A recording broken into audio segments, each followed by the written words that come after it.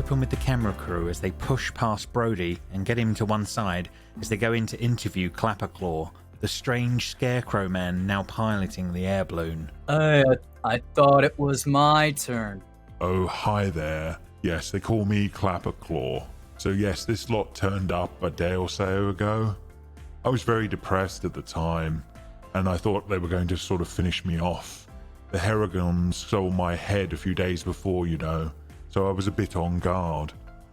Anyway, it turns out they're actually quite nice, and they went to see Bavlorna and managed to get my head back instead.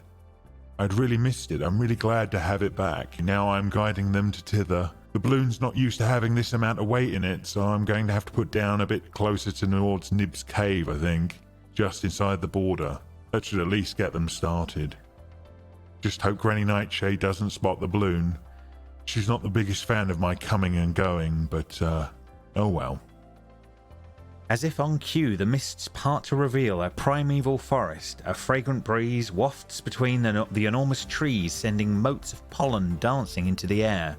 Patches of sunlight kiss the forest floor, and a sweet melody of birdsong echoes all around. All right, everybody. So yes, the balloon is incoming for a landing. The scenery of this map has just started to appear in front of you all as this is going on. So you're now flying through the air. The balloon is starting to wane in having to carry as much weight as it literally is right now, with elephants, camera crews, and everything else. But yeah, it seems that it's coming in for a landing, not too far from a cave as this is going on, and you hear Clapperclaw go, "Hold on, everyone. Might be a bit rough."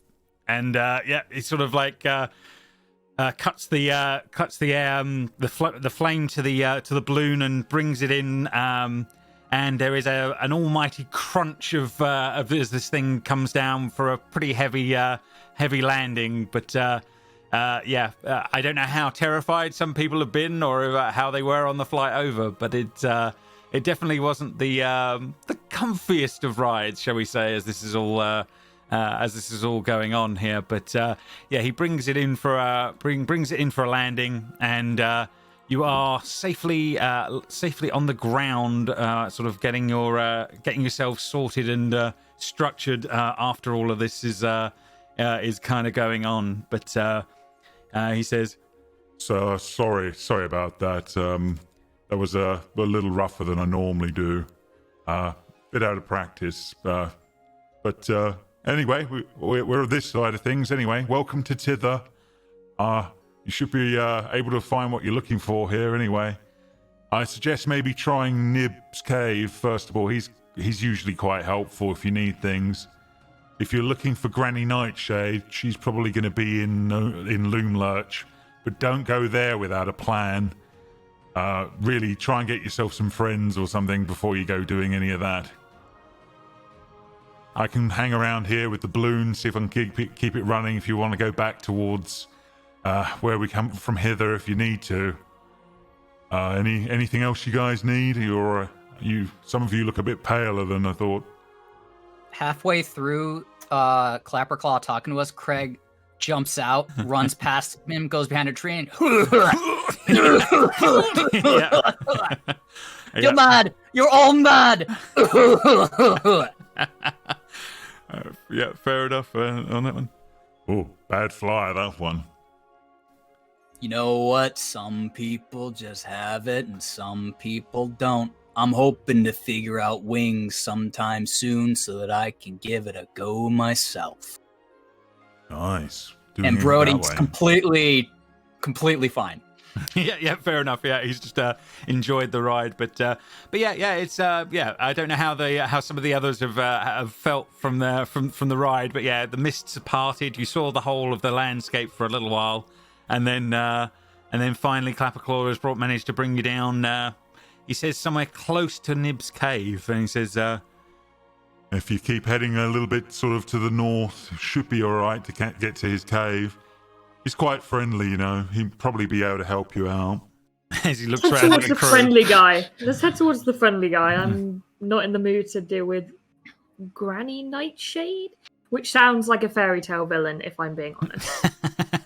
That is true. The name, name Granny Nightshade does sound like that does sound a bit like that on that front. But yeah, as far as whatever he said during the trip, Granny Nightshade is the ruler of this section of the land of Prismere. Is basically what you guys are aware of at this point.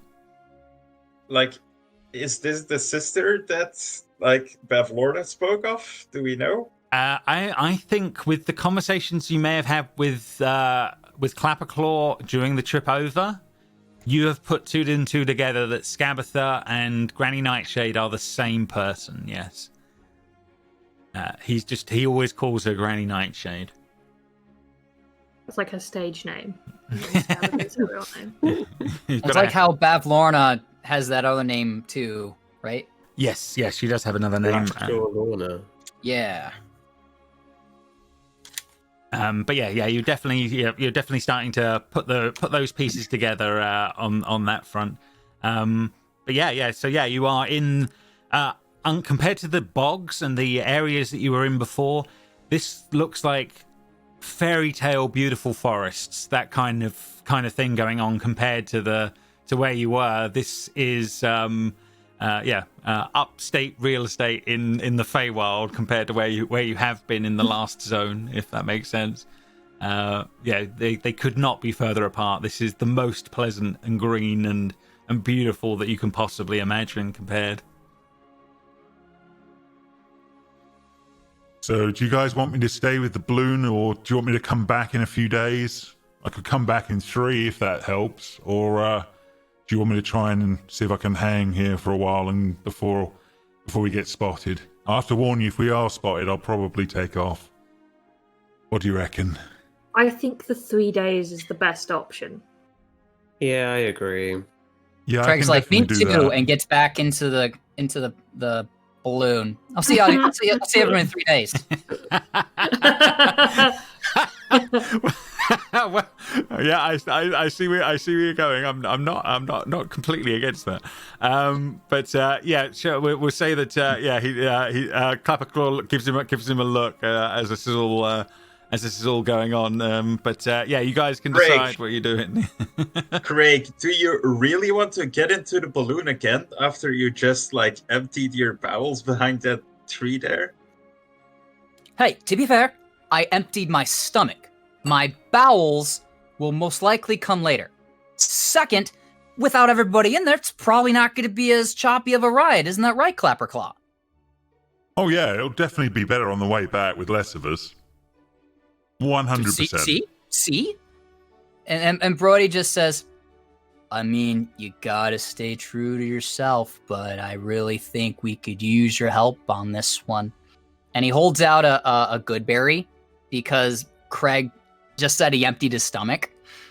And Craig really thinks about it. And he says, fine. And he takes the good berry and pops it in his mouth, and then he hops out. Fair enough. But yeah.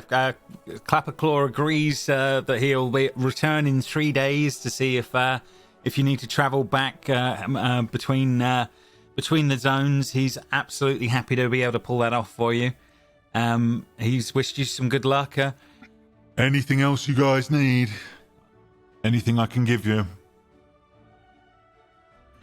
Well, I mean, what do you offer? Yeah, what do you got? What do you have? Which is what Craig obviously says. Mainly information. Is there anything else you want me to fill you in on for here? I mean, I am from around these parts, you know. What do you think would be the coolest place for us to visit? Ooh. The Wayward Pool's pretty cool. I definitely think that's worth a visit. You could check out the fairy rings. They're quite useful, but I don't think there's been any travel between the worlds for quite a while. But they used to be used a lot. They're worth, yeah. If they were ever to work again, that would be amazing. But alas, that's not been a thing for a while. Other than that, Loom Lurch is where Granny Nightshade lives, but like I said, careful when you make your way there, or if you do, have a plan. I have a question. Mm-hmm. Did we leave Sir Televar behind? That's a very good point, but no, he is there. He's just been invisible. I've been hiding literally on your shoulder, Sir Keith. Christ, don't do that. No, I was Okay, definitely yeah, not going to be leaving for any reason. I thought I felt like a devil on my shoulder. Good job. Good one. He says on that one, but yes, no, I am definitely still here. It sounds like the fairy rings are not going to be the easiest things to get going again, but that or the beacons are the two main ways I know to leave this place. So it sounds like one of them might be at least worth checking out at some point, but if... What are the beacons and how do we fix these fairy rings? I don't know. I don't know what's going on with the fairy rings, but it would be interesting to find out, is the honest truth. The beacons are in Yon. They're a bit further afield. We would need a guide from here to Yon for that purpose. But never say never on fairy rings. It's always worth checking out if there's a possibility. They used to allow many worlds travel. Clapper Claw, could you take us to Yon, or can you only take us here? Yeah, my route kind of goes from here to hither, and to the... I don't know my way to Yon, I'm sorry. I'm sure there are others that will know the way, I'm sure. There's got to be travel between them. The sisters at least allow that to happen. With a few, at least. Brody pops a shrimp.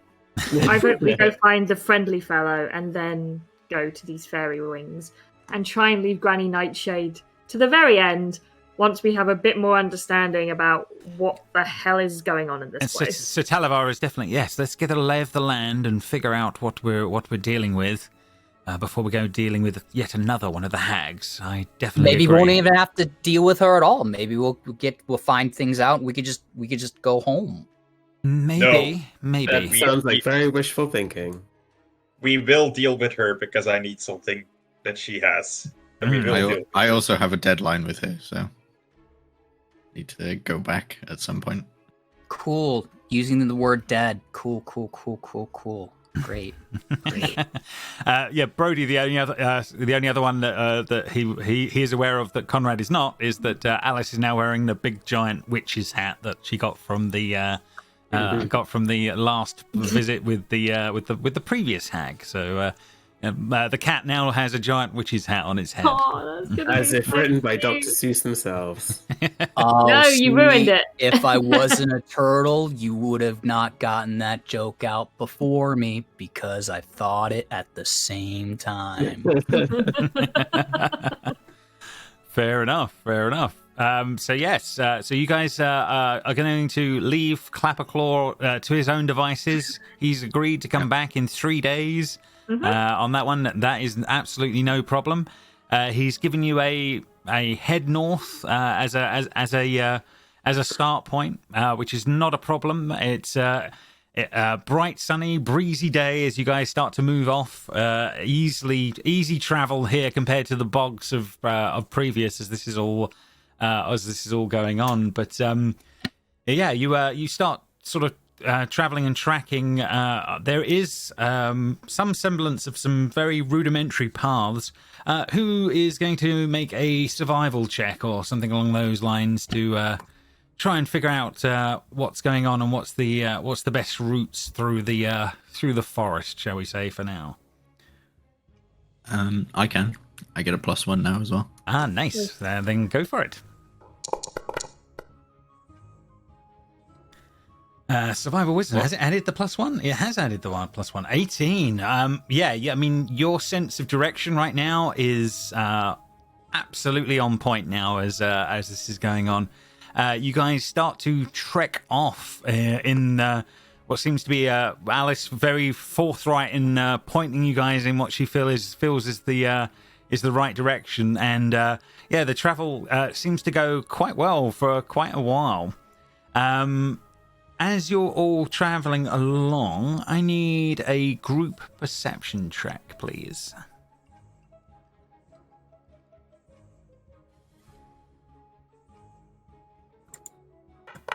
Let's see how what your oof. Okay, well that's one end of the spectrum. Oh man. Okay. Okay. At least one of us is paying attention. One of you was paying attention, but yeah, for a group check, woof. Okay, it does not go well.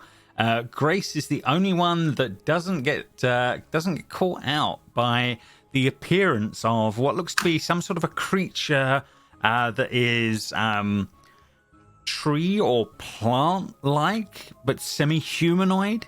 And a bunch of smaller little shrubs that come yelling and running out of the forestry. And you hear this strange sort of half plant, half man creature shouting out, "Show these villains the true meaning of revenge!" And we're going to roll some initiative and get things underway here. So let's... Revenge. Bring you through, yeah. Hey, revenge him first. We've done something. We've only just got here. I know, you literally just walked into the space. What is that all about? Right. So yeah, let's hopefully this all loads for you all, and then we can roll some initiative and see how we're going to do. How is them beneficial? I'd like to know how one of these shrubs is beneficial to us in any capacity. Classy. Vague. One of them's friendly, so they're on our side. Oh, self-centered dryad. Typical. Okay. Right. Okay. Craig over here rolling a 2. Okay. So beginning the combat as these creatures come running out of the shrubbery, etc. The shrubbery. And Edward, you are the first to react in this situation as this is all going on. What do you do or attempt as these strange creatures seem to be surrounding the party, and this leader, this humanoid / plant figure, is sort of like angrily pointing at you all and is talking about revenge in these moments? What are you attempting to do here? Well, the first thing is he's probably gonna panic and accidentally trigger his shield spell. Oh, okay. Yeah, it would just be like, oh god, and then just suddenly you just see like this glow around him. And so yeah, then he gets his little shield spell on him. I need to do this. I'll do that afterwards. But he will go, whoa. We have only just got here. We have done nothing to harm you, so therefore you can't have revenge against us, so this is entirely a misunderstanding. Yeah. Okie. Okay, so you're going to try and talk them out of this on this one. I need a persuasion check from you, please. Cool. 24. Oh, damn. Okay, on this one, as this one. Yeah, the dryad will go sort of realizing in the moment as you're saying these things, it's sort of like, halt! And yeah, just brings a pause to all the little shrubs that are going around the outside of the space as this is all going on. But yeah, she says, I'm sorry, but who are you all? Where? Travelers, we've only just got to this world, let alone this area. We are just trying to find our way through. We have no beef with anyone here. You are not of Nightshade's court? Absolutely not. And you never even met her. Yeah, you see the dryad sort of breathe a sigh of relief in the moment, and she's like, I am sorry. Everyone that seems to pass through here is something to do with that woman. I let my anger, my temperament get to me. I am sorry. And you can see she's quickly calming down in the moment, and she sort of like is waving the little shrubs off as this is all going on that one. Brody's head comes out of his shell. Are Are we not fighting anymore, or There's are no we need. friends? We're good. We're good. Okay. In the distance, you hear because Craig's barfing again. Fair enough. Nice. Fair enough on that one. I honestly, I have been so distraught of late, with Zablina no longer in control of everything here. My tree was cut down. I am now homeless. My power is waning. And it's all because of Granny Nightshade. But I am sorry, I was going to take it out on all of you, and as I have done with others that have passed by that have been from Loomlurch, from her court. And you can see there's definitely anger bubbling under the surface with all of this on this one as this is all going on. But I am sorry, you will be able to pass by. I apologize for the outburst. It has been a long time since there have been just free travelers here. What brings you all this way? We're actually looking for a way to leave. Yep. Fell through mirrors and now we're here. We're not, Used to be we're not from handsome, here. now a lizard. We're not from here. We want to go. You came by Mirror or Fairy Ring? Mirror, you said. We came by that blasted Witchlight Carnival. Oh, via the carnival. That is definitely part of this place in some ways still. Yes, the travel between there and here does happen, but the real way between the realms was always done by a fairy ring. And unfortunately, Granny Nightshade has corrupted all of those at the moment. The travel has not been as it once was. I believe she still uses them on occasion, but for the rest of us, travel between the worlds has been stopped for too long. There would have been a time when many travelers such as yourselves would pass by. Now there has been nearly none. That is why I thought you may well be part of her retinue. And she sort of comes over to you all and says, but please, accept this as a gift. I apologize for my outbursts. Please. And she sort of lays down a hand towards Keith, as Keith is up front at the moment. And in her hand there appear to be three sycamore seeds in her hand. She sort of says, They may aid you in a time of need where you need to be hidden. Please. And she's happily handing these over, Keith, if you're willing to accept them. I'll take these. I'll take a look at them, and then I'll pass them over to Brody, since I don't know. He seems like he knows how to grow plants. So this kind of seems like this would be his thing. Into his horticulture. No snow on his roof, if you get my drift. You would be correct. I could make do with these. Do we have to plant them, or is it like Ocarina of Time where we throw them on the ground and they flash like a Deku nut? But you can eat them as you see fit. That is the easiest way. Gnarly, they're edibles. Cool. Absolutely, yes. But yeah, as she's saying that, he says, but well, good luck in your travels. I am sorry for my outbursts. It has been hard times here. Did we catch your name? She did not say her name, but my name is Meadowleaf. Although I will fade with time now without my tree. But Meadowleaf is my name. Meadowleaf. Can you get a tree back or re-inhabit another tree? Is that possible? I don't know botany, so I can't say if that's possible. Under different circumstances, yes. But with the domains as they are, I fear my time is waning. I was one of Sabrina's chosen, so therefore I have no place in the realm now that the hags have taken over. I am doomed to dwindle if Zablina is never freed and brought back to the crown. You see Craig looking really like sheepish in the background since he's like her knight and all that crap. Yeah, but he just wants to go home. He doesn't care really to help her at all. So he's not saying anything. He's being real quiet. That's very fair. Very fair. But yes, she's sort of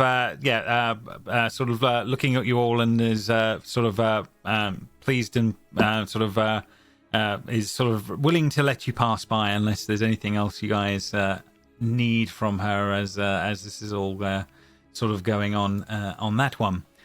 The other thing I would like Alice and Grace. Can you guys give me a perception check as this is all going on? Oh. No. Oh no. Oh, okay. Oh. Oh no. Okay, yeah, fair enough. So yeah, that's I should. What? What's my sheet doing it fine? Oh. You're right. Yes, I'm fine. We're trying to blame the sheet for the numbers. Okay. No. Yeah. I just gave myself expertise in perception, and it's still terrible. Okay. I see. All right. Well. One day it'll work out. Right. So yes. All good, guys. So yeah, you guys will get back on the road. Before we do that, Edward will have, when she goes, if there's anything else, Edward will be kind of looking between Keith and Alice in a very obvious way, in that kind of, his eyes are trying to say, these people might be able to help, but it's your problem, not mine, kind of thing. But he's like desperately like looking between the two and her, as in like, do you want to say anything? But he's not willing to say it himself. Fair enough. Yeah, you get some withering looks from a lizard, Alice. But yeah, Alice is just enamored by a hat. I think that's why she's failing so many perceptions. She's just like, oh, wow. One eye blinking at a time. On that one, absolutely. Brody catches Edward's eye and then nods knowingly. No. And turns and says, actually, you know what? I do have a quick question for you before we go, and I think it's something that we're all curious about. Sure. And he takes out the mushroom that he found at the bottom of the wall when we first got here and says, can you eat this? Or is it like a bad mushroom? That's exactly what all of us were thinking. Right? Brody nods sagely. He caught uncanny. on. He caught on. That would definitely be an edible. I can't even say it, but yes. Yes, eat good. Yes, that should be fine. I tried doing it I was going to go for the Dryad's accent there for a moment, and then it was gone. So, yes, that should be okay. They are edible. Oh, God. They are good eats. Good eats. They are good eats. Yes. Yeah. An anemone. So yeah, there you go. I can't say that word. So okay, I understand that. Brody turns to Edward and gives a thumbs up. Edward kind of does that annoyed kind of grimace, and then is staring at Keith very hard because he's noticed Alice is a lost cause. Okay. Is there any way you can, help us in our cause? We are supposed to get out of here. We are still not quite sure how, but I am sure it involves a way through the person that you hate so much. So she sort of recoils at that little bit. Never make bargains with the hags. It only ever leads to doom. Well, that's really unfortunate because he made a bargain with her. Edward have jumped and grabbed your mouth. Edward's hanging off from your giant tortoise body because I'm so small now. I'm just holding on. On that one, but yes, she's like, no good ever comes of it. If you're seeking a way home, I'm sure the best way would be to remove the hags from power and bring Zablina back. With her in control, this world would be back to what it should be. And let's say that we were planning something like this. I'm not saying we are, but let's say we would do something like that. Would you be of any help to us? Would you be able to aid us in this endeavor? I'm not sure I have much power left without my tree, but I do know people that would be of use. Little Oak roams this land. He would be of use, I am sure. Little Oak, you say? Yes. He is far to the north, usually found past the Wayward Pool. But I'm sure he would be of use if you were in seeking ways to work and power down the hags. They would be a worthy ally, at least. Well, powering down these hags seems like a good call either way. I also understand that there is a leader amongst the children now. He is supposed to be quite strong and powerful as well. He may be worth seeking out. The children? Yes. Who are the children? Are we talking like Peter Pan children or Children of the Corn children? We already have a kid with us with Craig. I don't know if we want to bring another into this. He does look quite young, but they are younger than him. But they are savvy, and I believe their leader has thwarted Granny Nightshade on many an occasion. They may be worth seeking out as well. I believe they do stay around with Little Oak now. Sure, let's add child endangerment to the list of crimes that we're committing. That's fine. That's all fine. You would think you were in a fairy tale. Craig wanders off in a huff. Fair enough. Don't pay any attention to him. He's cranky. He's not had his nap yet. Yeah. The other ally I know of in the area would be the unicorn. They are powerful as well. Edward's eyes sparkle at the word Brody's unicorn. eyes turn to stars. Yeah, like sparkle eyes. But their pool is literally surrounded by magic that will not allow people to pass with it easily. But there may be ways to enter if you can figure out a way. But they are a powerful being that may be able to help. Those are the people that I know of, and the only help I can give. Well, truly, like, I can appreciate a good security system, but if it's something no person can pass, like, we're in a good spot. Like, Greg's half a person anyway, so, like... That's rude. That's very rude and unnecessary. But true. The truth hurts, Greg.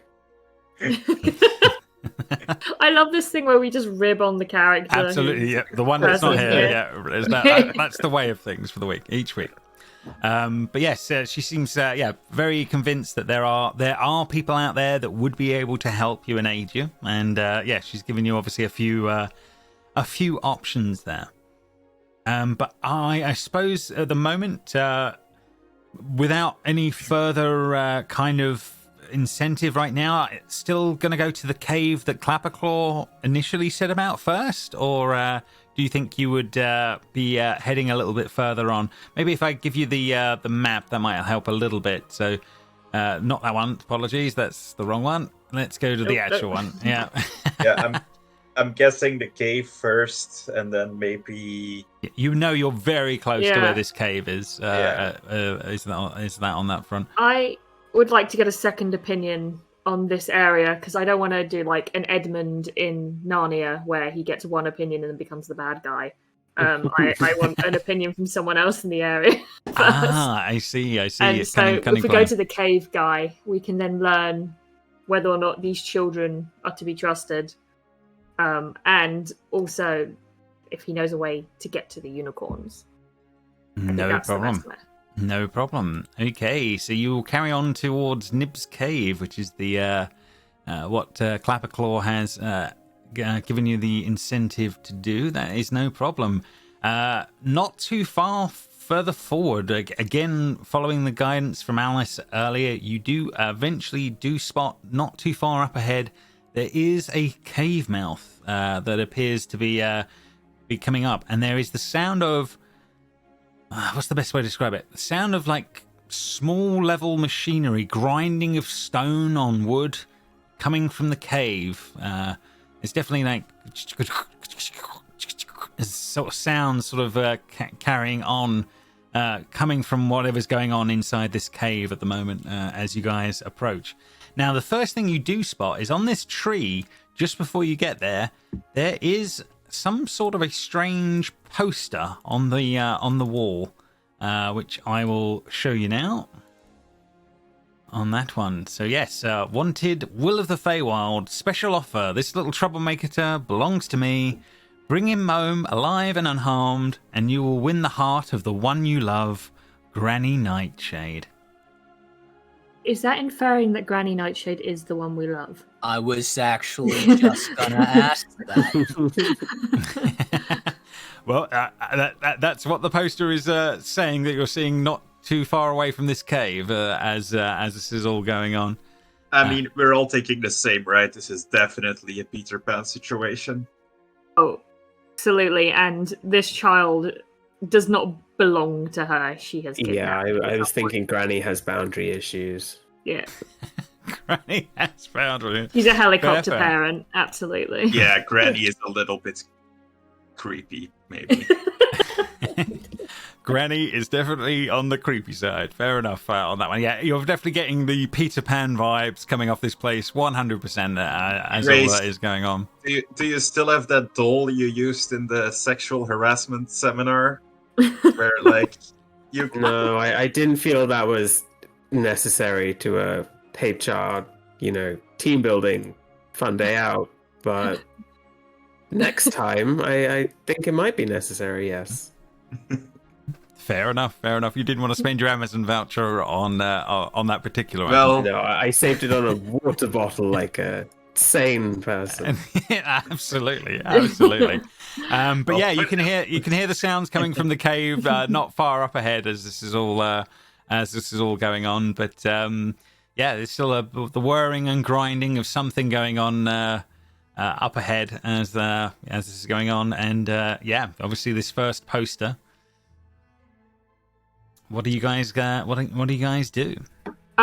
We'll take the poster, so at least we have like a reference if we do bump into this person. But yes, I think go forward towards the grinding noise, maybe. No It problem. just sounds like he's working. There's definitely something going up on up ahead. Yeah, absolutely. Yeah. So you guys can make your you start slowly making your way out. Are you trying to be stealthy, trying to peek a look, or are we just walking into a cave right now? Maybe. I think that Brody wouldn't think to be stealthy until he's told to. I think Craig is never not stealthy. Fair. No problem. Okay, so yeah, anyone that does want to roll a stealth check, you can, but the rest, you'll be walking up as normal. I am literally a walking elephant. I don't think stealth is an option. I believe you Give it a go. are you're spot on. Keith disappears as this is all going on. Oh, Hides behind Grace. no, Are we trying to be quiet? Hey, sorry, hang on. I will. Yeah, not great. I think Edward and Brody may trip over each other at this point. You just hear this as they get crushed again. Yeah. Edward, where'd you go? Get off of me! What? I can't hear you. Gotta speak up. You just hear a on your shell, and it's just me underneath. Who's there?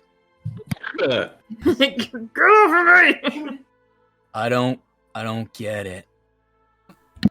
Oh. Yeah, then you spot the slightly strangled creature underneath you at the moment. At that point, yeah, so you guys are making your way up towards the entrance as all this goes on, and you hear an old voice inside. Hello? Anyone out there? As the grinding of the whatever stone or on wood stops at the moment. Hello? Hi. Oh, there is someone out there. Come in. All are welcome here. Yeah. Go on. And yeah, you can walk through the wall, and you should be able to do that. 1 second. Can I remain in stealth? Is that a thing that I can do? Yeah, I you think can- that Craig is going to remain in stealth too. Yeah, you can. You wouldn't. Inside the cave is lit, so you'd have to stay at the around the Yeah, entrance. Craig is there. staying on the outside. Yeah, I will as well. No problem. Well, what I'll do is I'll bring you in, Keith, just so you can see what's going on. But we'll say that you're actually on the outside. Craig, we aren't so worried about in the moment. Inside the cave, a wizened old man wearing a blindfold sits at a spinning wheel surrounded by piles of gold. As he spins, he reaches down and grasps a handful of gold coins, which transform with his touch into gleaming gold fibers. Sorry. So, and he's starting to spin the gold as this is going on. Well, travelers, fewer of you, I can guess. What brings you to Nib? Alice is enamored by it, all this gold. Yeah, he's literally weaving it into thread as you guys speak as this is going on. Is Nib a place or is Nib your name? Name. My name is Nib. Huh? It is what I am called. But and you are travelers, I imagine, from the sounds of you. Yes, we came via the Witchlight Carnival. Now we're stuck, and we're just trying to find any friendly face in this place. Really. Someone from another land, like who I am. What realm are you from? I've not heard of that one. I'm personally from Toril, but all are welcome here, and all have had the same fate. I once thought, as you now do, that home would be a possibility. I gave up on that many a year ago. This place will take it from you with time. What made you? I see you have a very weave positive gold? outlook. Yeah. What chose you? Yeah, it chose you to weave gold instead of going home. I led a cruel and heartless existence before I came here. I earned riches and exploited many a person. I am the sweating. cause. Yeah, I am the cause of much misery. Edward, that sounds like you. I don't want to talk about that. I didn't say. I used to buy up condemned property and rent it out for exorbitant fees. Granny Nightshade is now helping me to make amends. Oh. I told her I wanted to put my bad deeds behind me and all my ill-gotten gains to good use. And therefore she cursed me to dwell in this cave forever, spinning what gold I had into useful items to anyone who comes by. This is my I could use penance. useful items. Craig runs in as soon as he hears that he's giving away useful items. Like, I would, me. Hi. Hello. Hello, young sir. I could use things and stuff. 100%. I can help you, as I will help everyone here as I can. This is my penance for the horrible life I once led. I thought riches and wealth meant everything, and it left me with nothing but misery in the end. Can Brody do an insight check? 100% Brody can do an insight check, yeah. 16. 16. Okay, let me see how he is when I roll. 1 second. Okay, yeah, 5. He is an open book. He is the most honest man you have ever met in your life, Brody. From what you can tell right now, he is a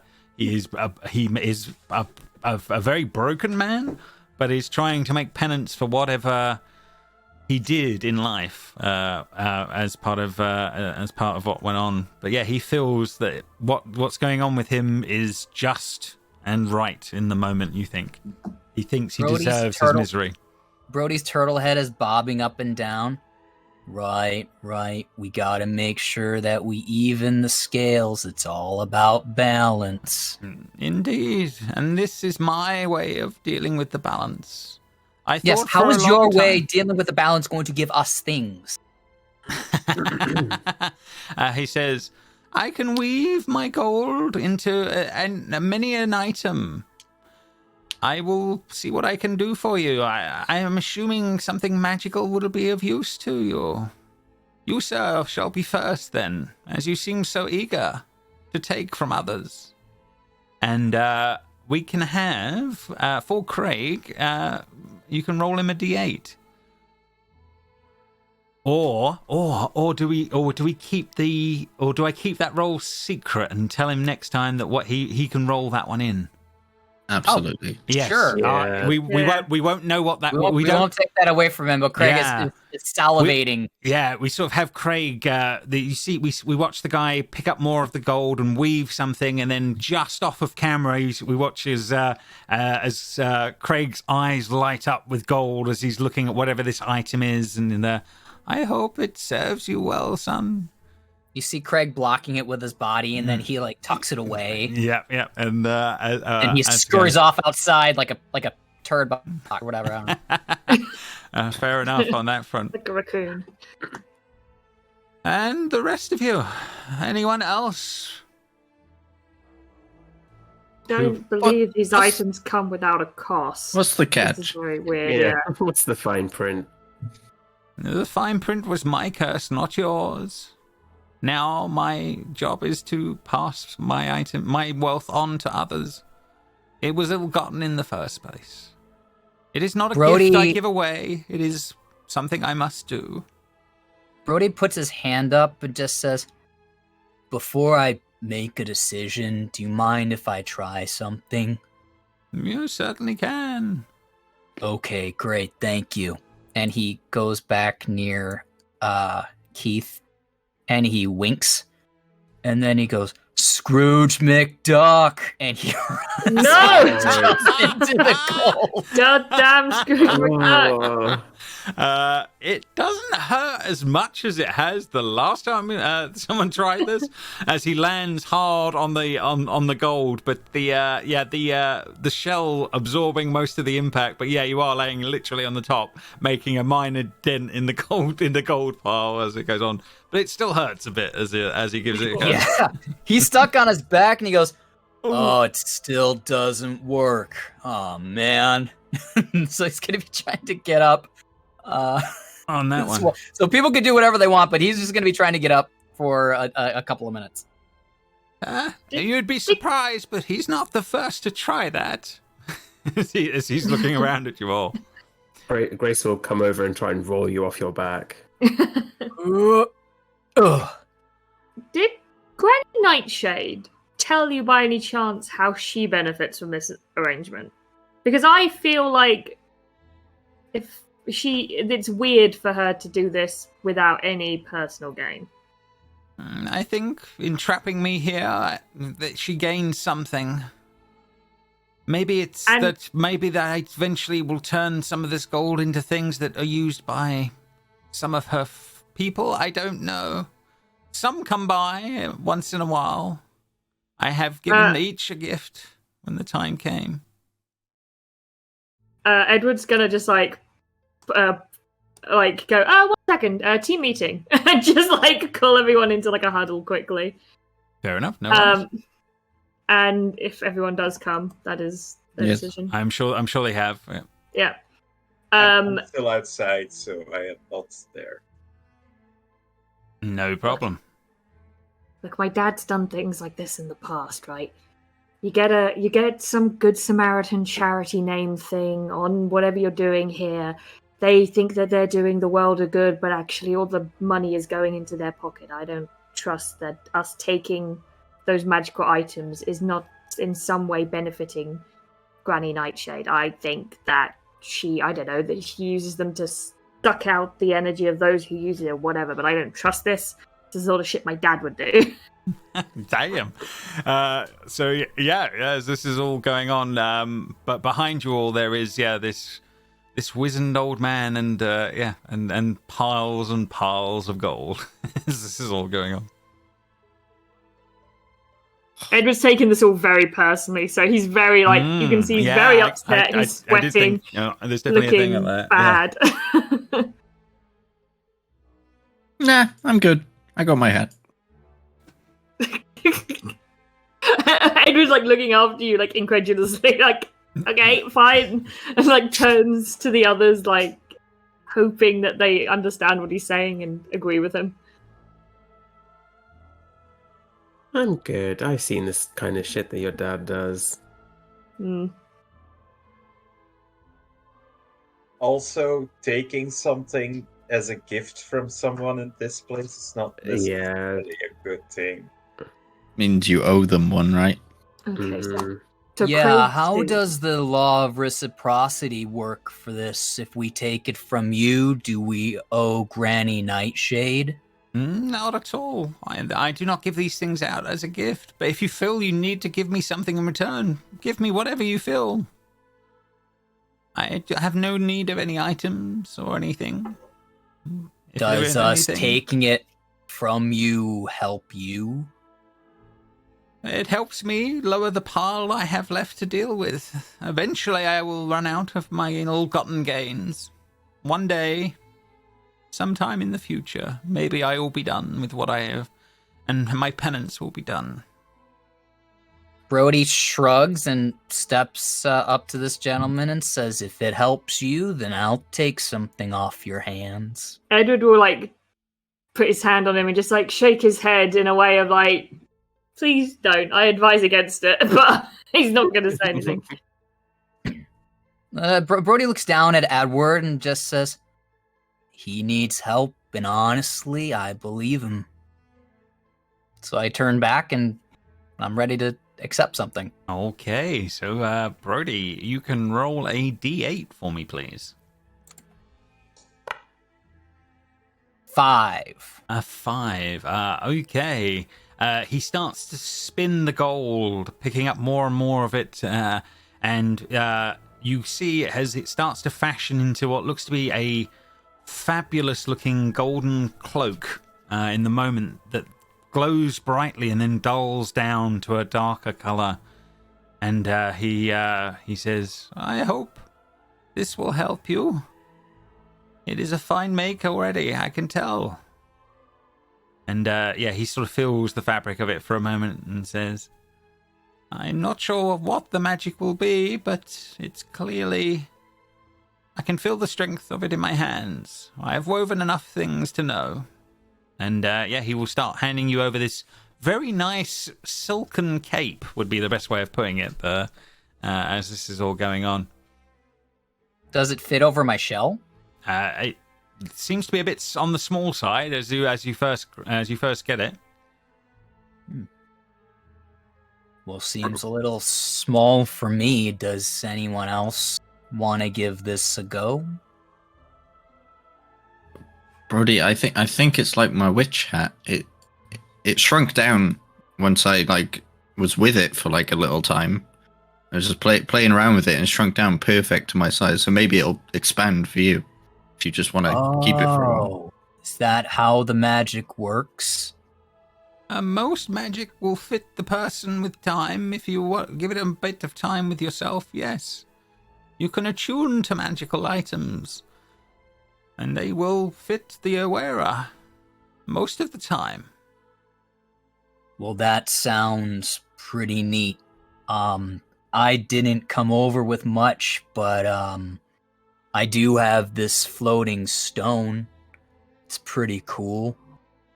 I honestly don't need any gift, but I will take anything you will offer me. I mean, do you like floating stones? I may be able to use that. You see he's not worried in any way, shape or form whether or not you give him anything, but he will happily accept a gift if you give him one. Wait, is this something that you would have to weave? Does this add to your hoard and then thus adds to your workload? No, it is not an ill-gotten gain.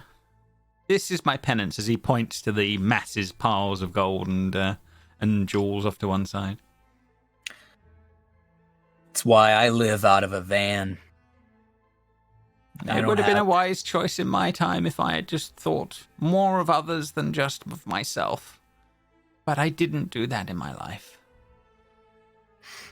Well, I will take this cloak and I will wear it, and I'll try to remember a episode of the Teenage Mutant Ninja Turtles where they wore cloaks. And then he just walks off. He looks confused as that, Yeah, as this is he going just on. walks off. I'm sure they're very important people. Now I need to look up if they wore cloaks up.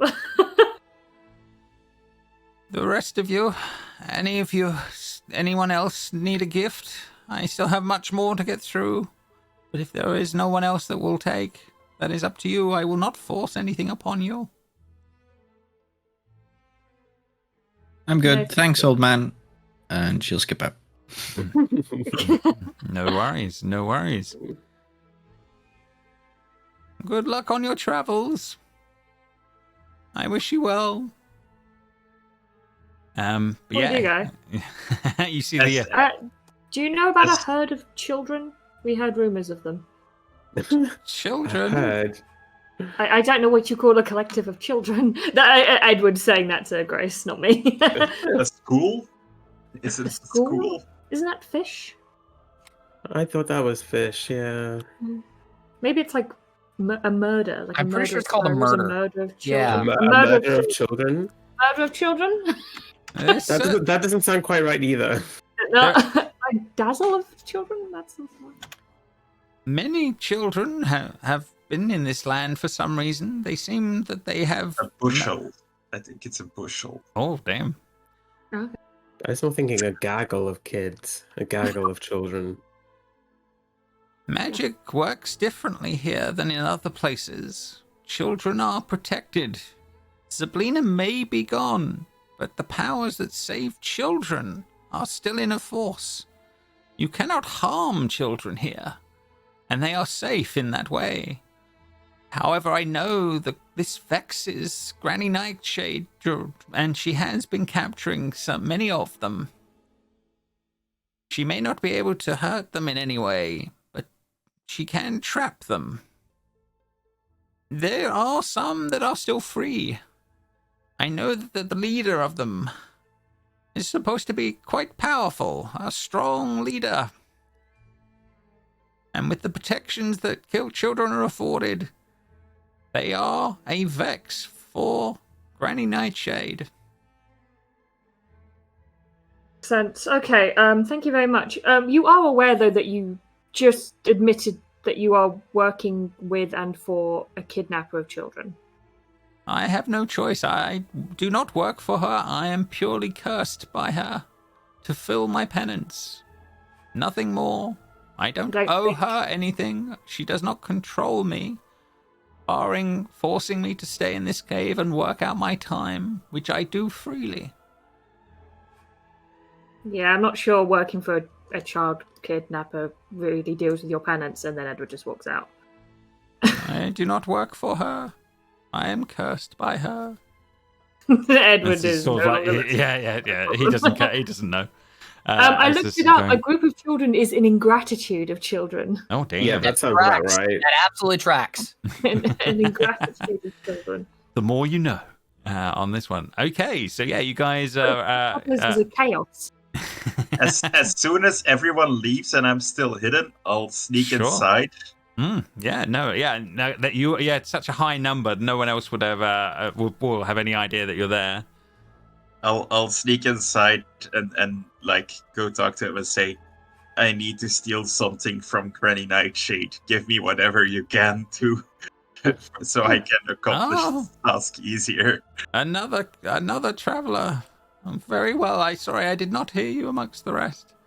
But yes, you are perfectly willing. I'm perfectly willing to give you an item, and you can definitely roll on the old table, and we can see what that's going to be.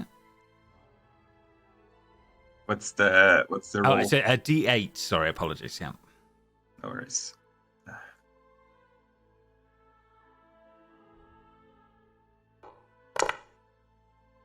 7. 7. Okay. He says, All right, let's see what I can weave for you. And he takes a moment, pulls up a bit more of the gold, and starts weaving it. And it turns into for what looks like for a moment like a golden wand, and then changes into like a gnarly wooden wand that he hands over to you. Oh, a magic wand this time, I see. Well, I hope you will find it useful. Good luck. And this strange wand is in your hands. No.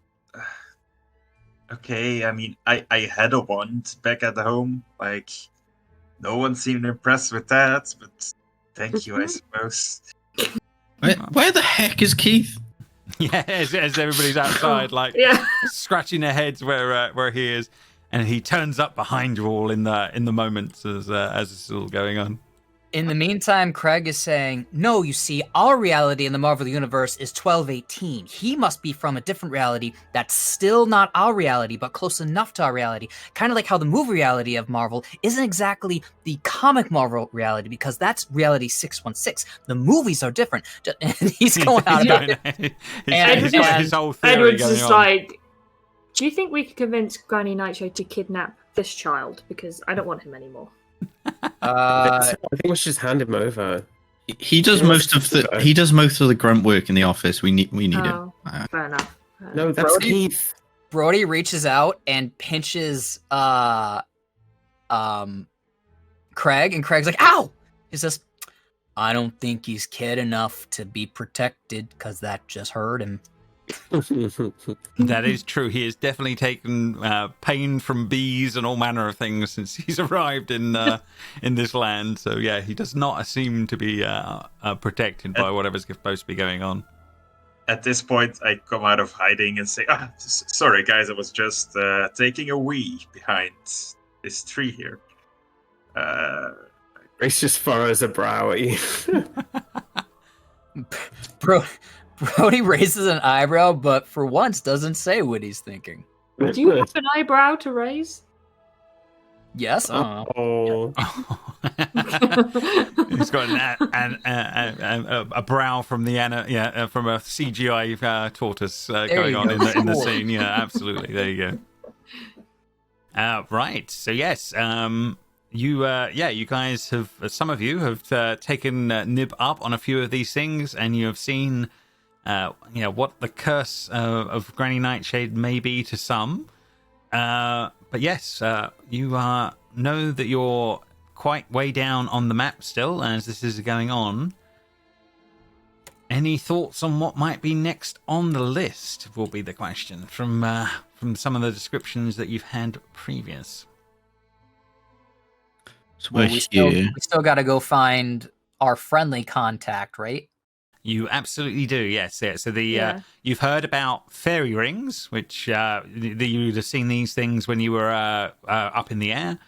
You've heard about something called a wayward pool, and that's the only thing that sort of may match that description is something that looked like a pool in the middle of the place on the way, and there it does appear to be some very giant trees in the very north that seem to be a thing. So Little Oak wasn't here.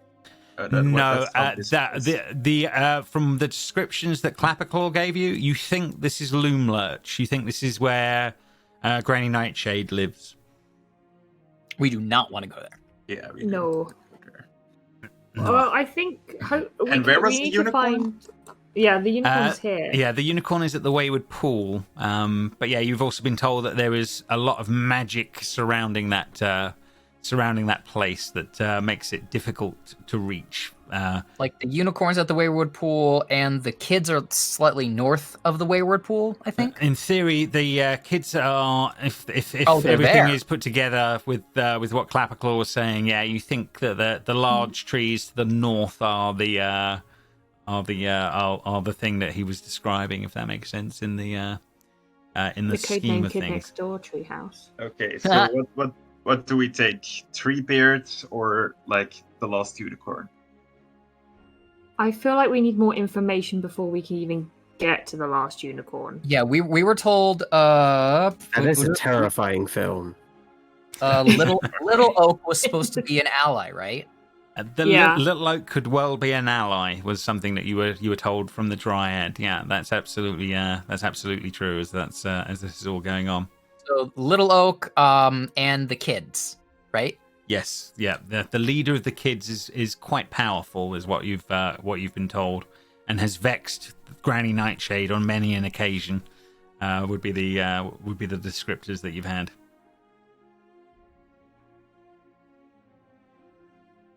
So what are you thinking, guys? Yes, what's the plan as you look at the map and the way things are laid out? It's quite a big area to traverse, but you obviously you can take it in any order in any way you wish. Would be the best thing to say. I think for me it'd be the unicorn, because apparently he's a good guy, but we don't know that yet. That's up to you, yeah. So heading out Edward from here. would probably be fine either with the unicorn or a Little Oak. Not that he's not fine with going for the kids, just the other two are more appealing to him. Oh, We can't hear you, Jess.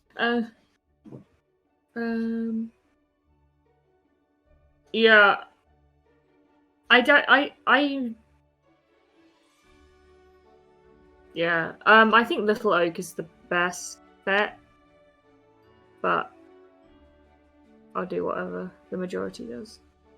I think Little Oak first might be good. He might also know a way around, like the. Well, which is closer?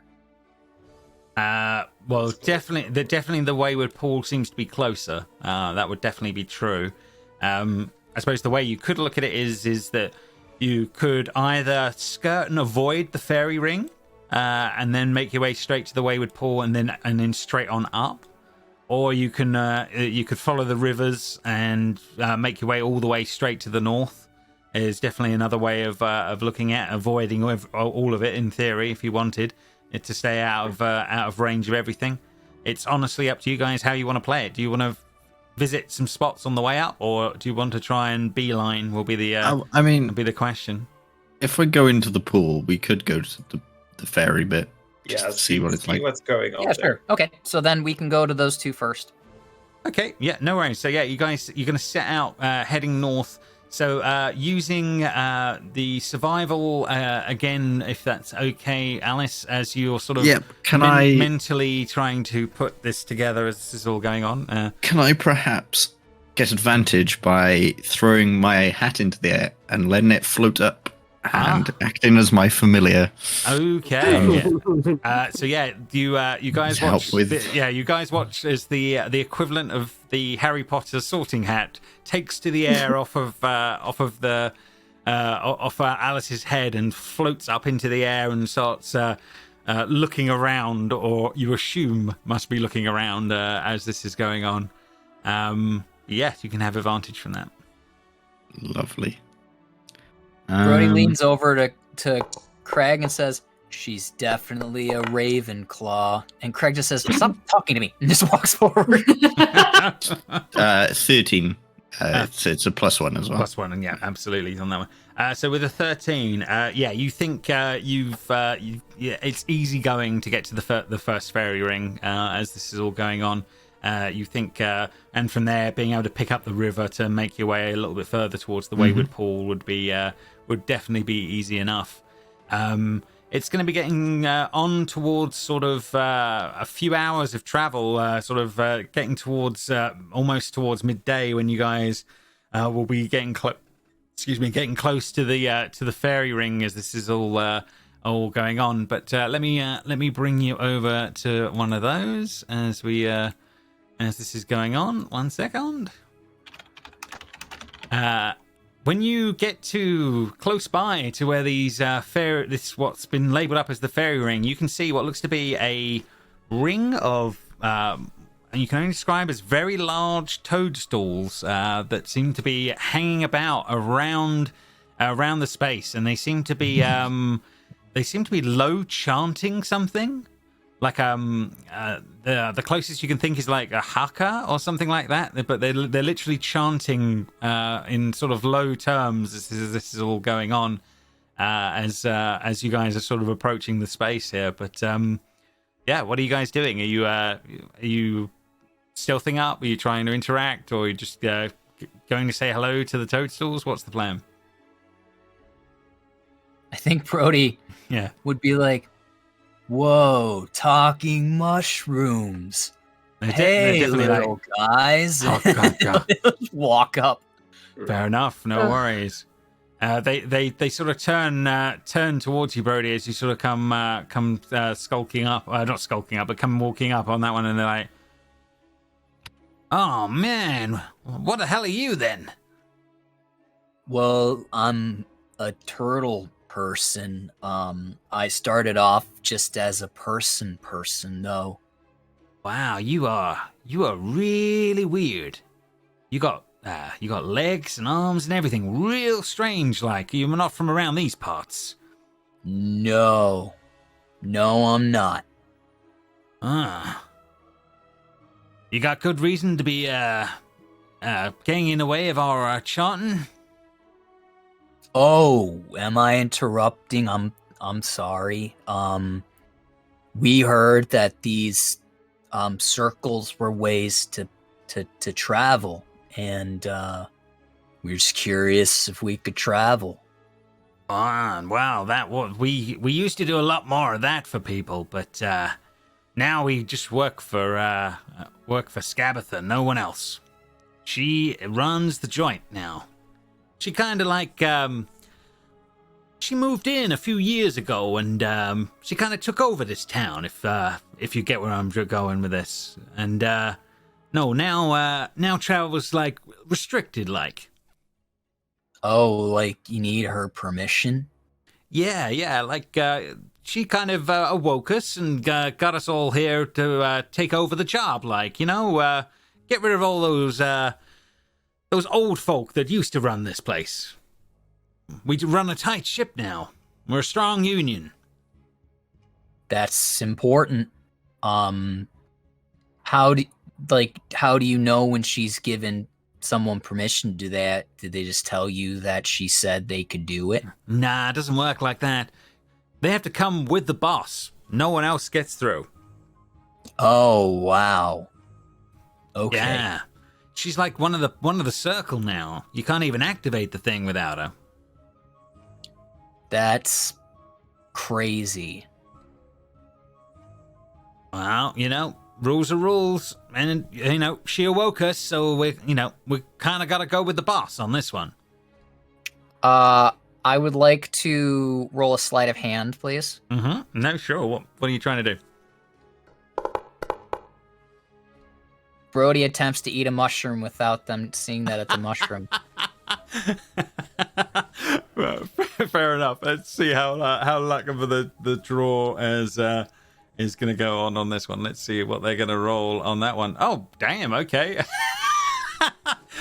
You don't think they picked it up, Brody, in the moment as this is all going on. But without the boss's wishes, no one travels these days.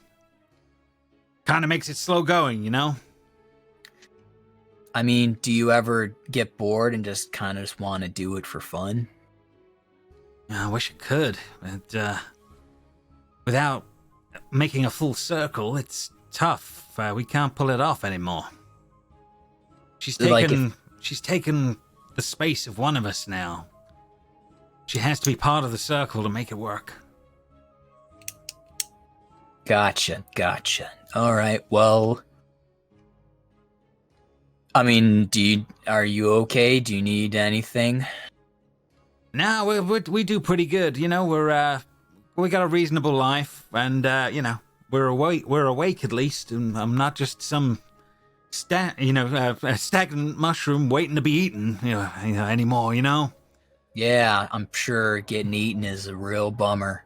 Real trouble with some folks. Real trouble. Yeah, I just bet. All right, I'm going to go back over to my friends. I just wanted to check this out because I kind of liked the whole setup of it. But you have great day. Yeah, nice guy. He turns around to the others there on that one. But yeah, they're kind of like a union that have been created to guard the gates, and they've definitely made it clear that they were not the original people that ran the gates. Is the key bit of information. Did you say they were a union? Yep, What? they actually used that exact word. Oh, that kind of sounds like an interesting idea. Don't you think? Like, should we do that at some point Brody ourselves? glares at you. Brody shakes his head, looks at Grace, or nods his head, looks at Grace, shakes his head, looks at Keith, nods his head, and then just puts his head inside of his shell. He doesn't know. We don't need to anymore, Keith. Edward said he's going to give me a raise anyway, so it's fine. Let's just leave this weird area. Yes. I said inside Edward's head, all he's hearing is my ill-gotten gains caused. Edward's traumatized. Brody says, "Oh, wait a minute, hang on. I have one more question for the shrooms." And he goes back over to the shrooms. Okay, no problem. Hey, real fast, gang. You said that you unionized and you just got this job. Who did it before you? The fairies used to do this job, but they got cleared out a long time ago now. Something big went down, and we were woken up to take over the job, but we never met them or nothing. But we hear rumors and stuff. We heard stuff. They were definitely taken out one way or another. Oh wow! Okay. And if a mushroom could make the symbol of your having your neck cut, it would. Ooh. Wow. Okay. Well. Never get on the wrong side of Granny Nightshade. I'm sure it would be real bad. Okay. Bye. Have a good day. Yeah, and he goes back off. Okay, no problem. I think that was a real good fact-finding mission, everyone. Good job. Okay, so we can go back to the map. So yes, you guys made it to the first ring, getting on for a little later in the day. As you guys continue onwards towards the Wayward Pool, it's starting to get a little later and a little darker as time is going on. Do you guys think you would try and push on towards the lake edge, or do you think you guys would try and camp for the evening before things went on? I think we need to make camp because I don't know what's going to appear in the middle of the night here. I would like to make sure we have some sort of defense up for that. No problem. Okay, so yeah, you guys are going to instead going to try and make a camp around the things on that one. No problem. So yeah, you guys can make some survival checks. See if you can make how good your camp is going to be for the evening on that one, and kind of go from there. Are we each doing this, or is this like a group one again? It's up to you guys. Yeah, if you feel like you're going to add something to the idea of a camp for the evening, yeah, by all means, see if you can improve your in your situation. I can make a campfire. Grace never camped a day in her life. That's fair enough. Yeah. Grace is just thinks she does all right when the fire takes up, but we actually see that it was actually Alice that got it going in the moment. Craig, you suck. Craig went off for about an hour and a half and was just lost. He was literally, it took a while to get for him to actually find his way back to the camp. I think as it was getting dark, he actually started to see the light of the fire, which actually led him back round to you all as that's all going on. And I needed some alone time. Nobody believes him. No one believes any of that. Clap You were applause gone? out there. Craig's just slumps a little bit and goes off on the Fair other side enough. of the fire. And Edward, yeah, you did bring some some wet, soggy kindling that that Alice promptly did not use to make the fire. He tried. That's all that matters. He did definitely try as this is all going on. But yeah, no worries. You guys, you definitely can set yourself a camp for the night and rest up and be able to take your long rest. Is anyone going to be on watch, or are you all going to sleep soundly by the fires as everything goes on? I kind of like at some point, like as everyone goes to sleep, I will like take a few steps away and I will try out like the wand that this guy gave me. I want to know what this is. Okay. Yep. No, absolutely. So I'm going to say in this time period, then Brody and Keith, your items you'll be able to attune to and work out what's going on. Brody, your one is a cloak of protection. So that is what's going on with yours, which is nice and easy. And Keith, you understand intrinsically that you now have what is known as a wand of secrets. Is what you are now in possession of. And Craig does we see him like look in a bag, mumble a little bit, but not know the answer to the question as to what's going on with him. So yes, yeah, you definitely can understand how the wand works, Keith, easily enough. So no problem as this is all going on. What does Wand of Secrets do? Let's see. I think it's something like 3 charges, and we'll show you any secret it's doors. 3 charges a day. I'll like in testing it, like I'll try it. Is there like a secret door or trap within 30 feet of me? You do spot an old little, we'll say like a ruined snare trap with it, or something like that. That was once. It was not in a working form, Keith, but yeah, you do spot that there was once a trap within distance that gives you the hint in the moment that it does work, as it points towards the trap. Okay, I will hide this away from the rest of the party. Okay. Having his own secrets. Fair enough. That makes sense.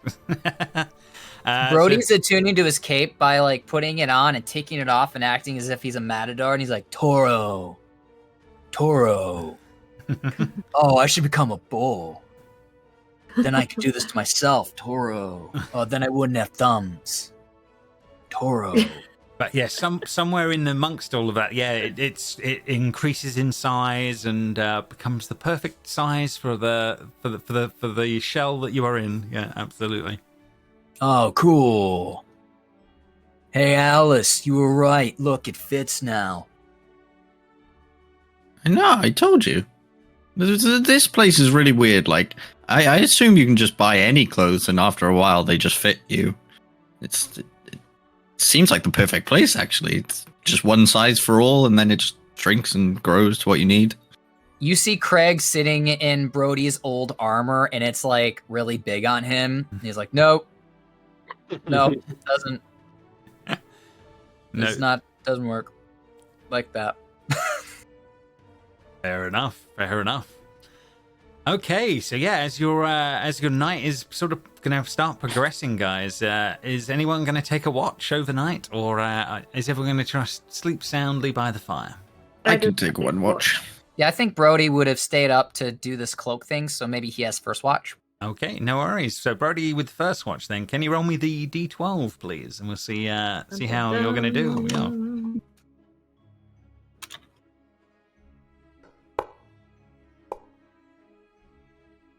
Okay, yeah. So your watch passes quietly by with no issues or anything as that's all going on. You just need to make me a perception check, Brody, whilst that's all going on.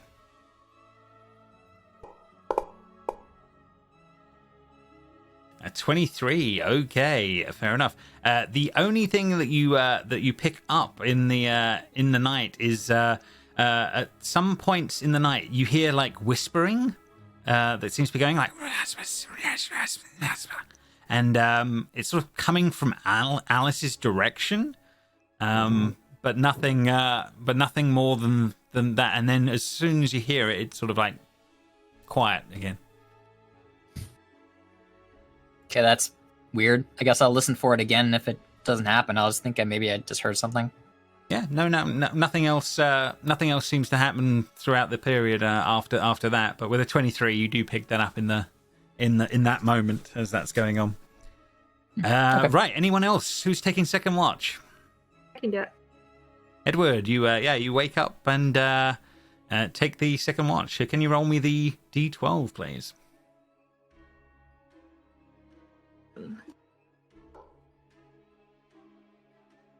Oh, okay, okie dokie. Oh no. I need you to make me a perception check, please.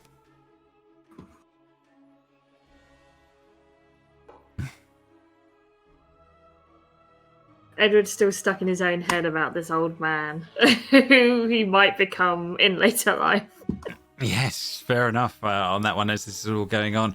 Okay, you are incredibly startled when you hear something large lumbering through the bushes. You hear crashing of sticks and breaking of bits as something horrendously huge, like a giant black shadow, sort of starts to appear over the place. Edward, your first instinct in the moment is bear. Black bear is the kind of thing.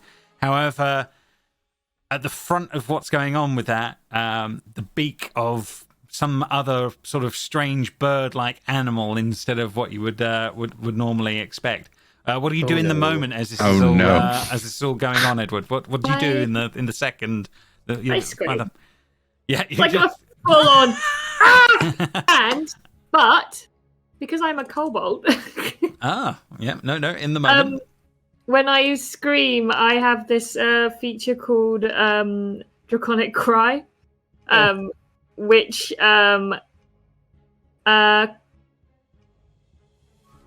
Yes, I need to see what's this going to do. Yes. Until the start of my next turn, it was 10 feet. Until I start on my next turn, you and your allies have advantage on attack rolls against the enemies that could hear you.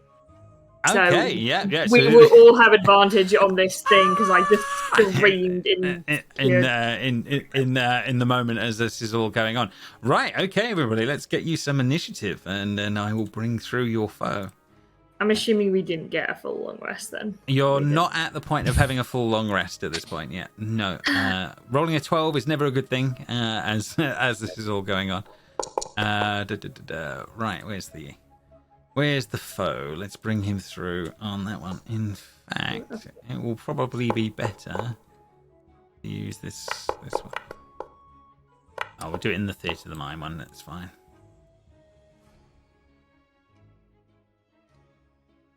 Sorry, guys, just bring the owlbill bear to you. Okay. Owlbear. Okie dokie.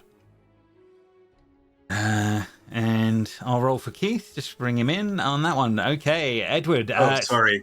Yeah. That's all right. It's all right. I've brought it through anyway. So yeah, this giant shadow has just appeared over Edward in the moment. He's startled in the moment. He cries out. Edward, you are the first to react as this is all going on in the moments here. Edward, what do you do as this is all going on? You had your cry, but now you firebolt immediately. Firebolt to the owlbear, no problem. Here we go. Oh man, 9. I need to roll that again for advantage. But yes, yeah. I have to add advantage to my rolls. So that's all right. Yeah, you can roll again. Yeah, no problem on that 18. one. 18. You absolutely do hit. There is a roar and a scream as this goes on as the owlbear takes the hit. Bringing us to Keith's turn. Keith, you awake, startled, with what looks to be a giant bear, like over the top of Edward in the moment as this is all going on right now. Like before anyone realizes, Keith will be up on his feet and be like, holy shit. He will use his leaping ability. I'm not sure what it was called. No, but I remember you having one. The rabbit hop. There you go. To jump over, raise his branding iron, and just smack it full in the face with it. No problem. As you go to it, you grab some sort of leather straps around it and lift yourself up, and go with some sort of branding iron. Go for it. What are you hitting? Good question. Let me find the. Where's it hiding in amongst stuff? Here we go. Yeah, because it's not under my attacks, but it's under my items, so it's gotcha on that one. Yeah, no problem. 14. Absolutely, a 14 will definitely hit. You hit it. The fire. You hear this thing wails in the moment. Keith, as you're now sort of on the back of this thing, you can see this thing is attached to a whole bunch of other stuff that's going on. It's dragging something behind it. Right now, as all this is going on, as your brand connects, and you definitely hit and catch it on the side there. Interesting. On another note, this is the first turn of combat, right? It 100% is, yes, yeah. Okay, in that case, I had advantage, so let me quickly roll that again, just in case it's a crit. You had advantage anyway because of the draconic cry. That's what everyone has at the moment. For 2 rounds. Anyway, in that case, it's still the first damage, so that's fine. Yeah, in that case, I also had sneak attack as well. Definitely, go for it. Another 6. Okay, another 6 on top. Okay. Can I get a better look at what he's dragging behind him or not? You can make a perception check. Yeah, I'll give you that.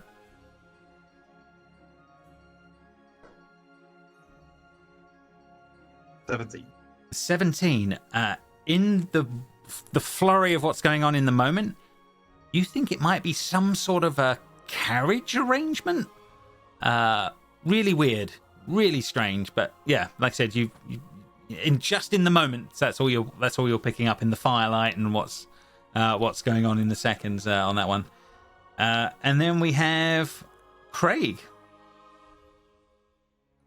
Craig kind of pops up, sees this thing, and says, and he whips out his sword. And what does he supposed to say? Oh yeah, I have the power. He says, I have the power. Fair enough. And in the moment, we watch as he transforms into Tiefling He-Man. Right, bear with me. Let's bring through here. I believe if I do this correctly, it will just happen. And it will be... There we go. And he changes into the right one there. For me, it just went back to Craig, but okay. Oh, must have reverted on you. Hang on 1 second. Let me try that one more time. And polymorph. Let's try that again.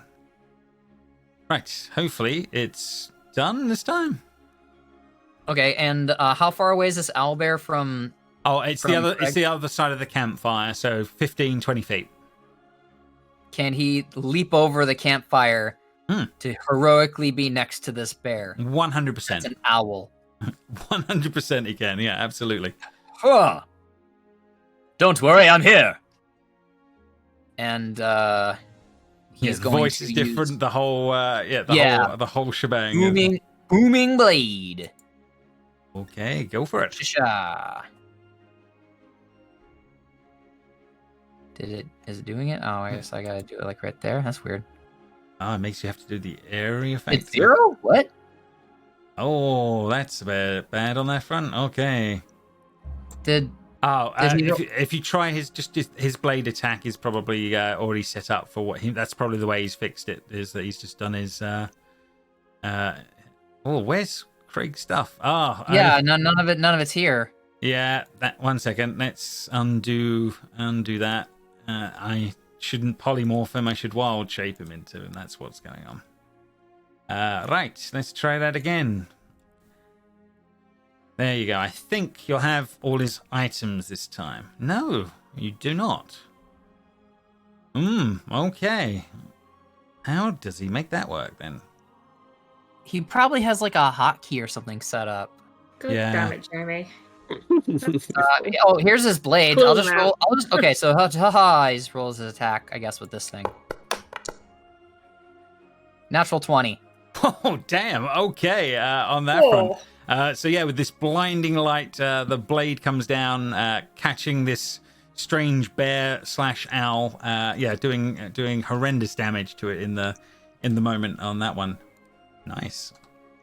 Okay. And, that's gonna be his turn. No worries. Thank you for doing what you're doing with him. That's fair enough. Right, okie dokie. Next on the list is your actual character, Brody. Brody pops out of his shell. Is this thing looming over Edward, or? Yeah, basically that's when it was spotted. It's sort of like it was literally looming over him in the moment. So it's probably, if I do that area-wise, it's probably like that. Yeah, then he just he pops in and he goes, "No." And without like smoking or anything, you see smoke come out of his shell, engulf his head, come out of it, engulf his arms, engulf his legs, engulf his entire body, and he's using symbiotic entity. Ah, okay. Which is not working. Hang on a second. Oh no.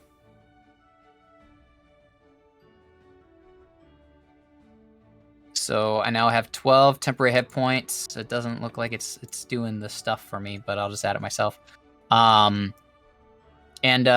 you see Brody, like he basically kind of looks the same, except now he's just wisping this kind of smoke off of him, and his eyes are completely whited out. And then that is my action, I believe.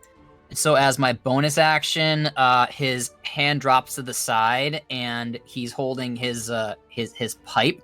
And then out of the pipe, a jet of flame comes out, and he's going to cast Flame Blade. Oof, okay. Spicy. Except I didn't do that because, you know. Is it your first move? Because then you can get an advantage. I can't attack with it because I used my action. I used my action to attack with it. That's just me casting it. Yeah. But he's going to step forward towards this thing and just kind of plop himself directly in front of it next to Edward. And you see, like, this is the serious you've probably ever seen Brody. Okay, fair enough. Brilliant. Okay, with all of that going on, this thing getting surrounded. Alice, round to you. Oh man, Alice isn't a very morning person. Mm-hmm.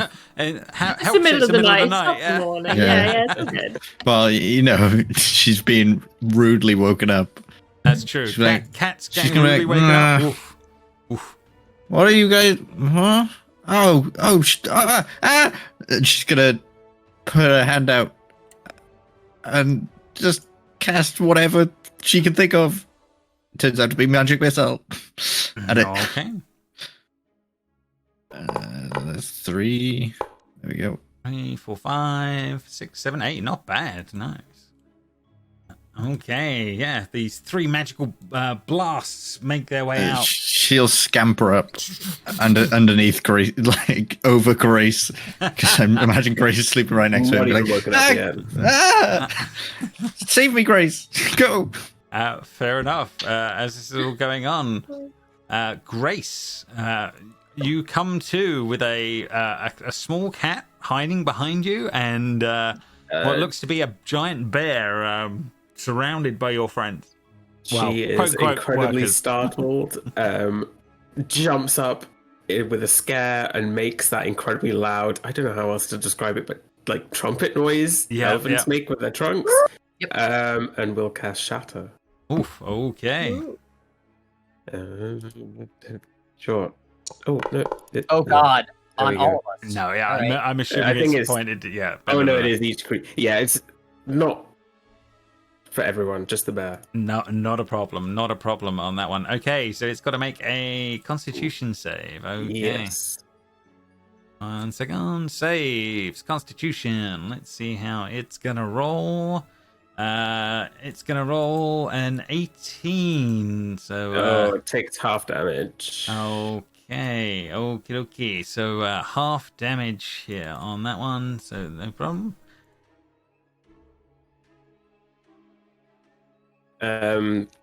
She will also pick up Alice Mm-hmm. and be like, "Must protect the small kitty."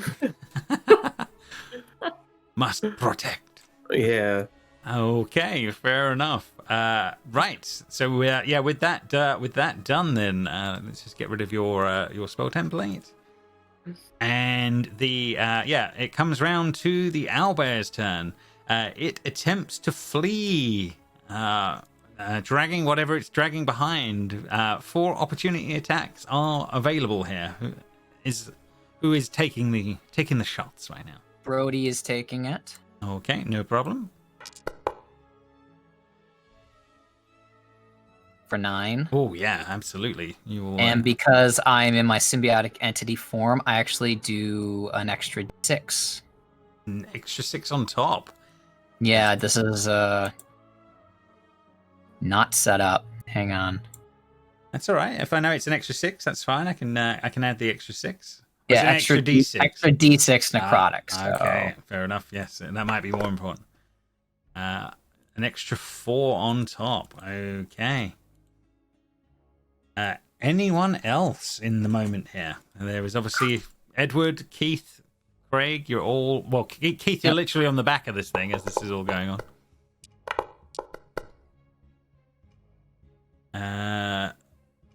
Not so much with that, but Craig with an 18 for 7 will actually hit. It has exactly 1 hit point to its name, and is felled by tiefling version of Craig in the moment as this is all going on. And almost as quickly as the battle started, it seems to all come to an end in the moments in the darkness.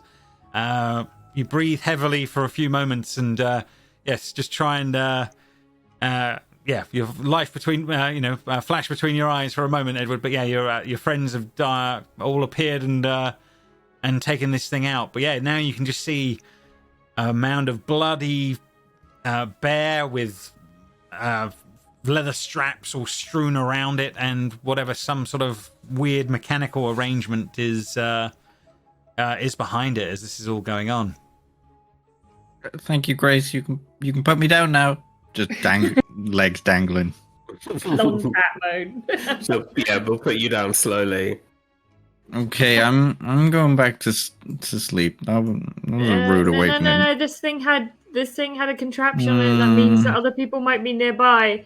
Good night. That's for God's sake. As she quickly starts to settle down for She for curls sleep. up in the typical cat sleeping ball and starts going to sleep.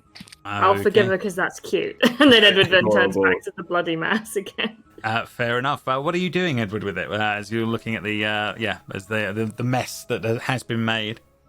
He kind of wants to focus on the man-made things, and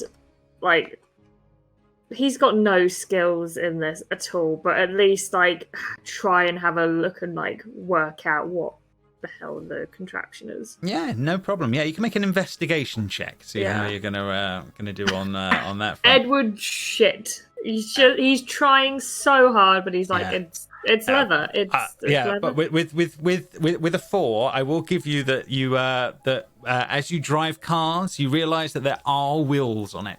But that's as far as you got in the moment. There are definitely 2 spoked wheels attached to whatever this thing is in the darkness, but you can't work out much more about the arrangement in the darkness.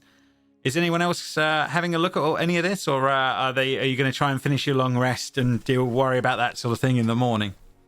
I think Craig probably would give it a look-see over.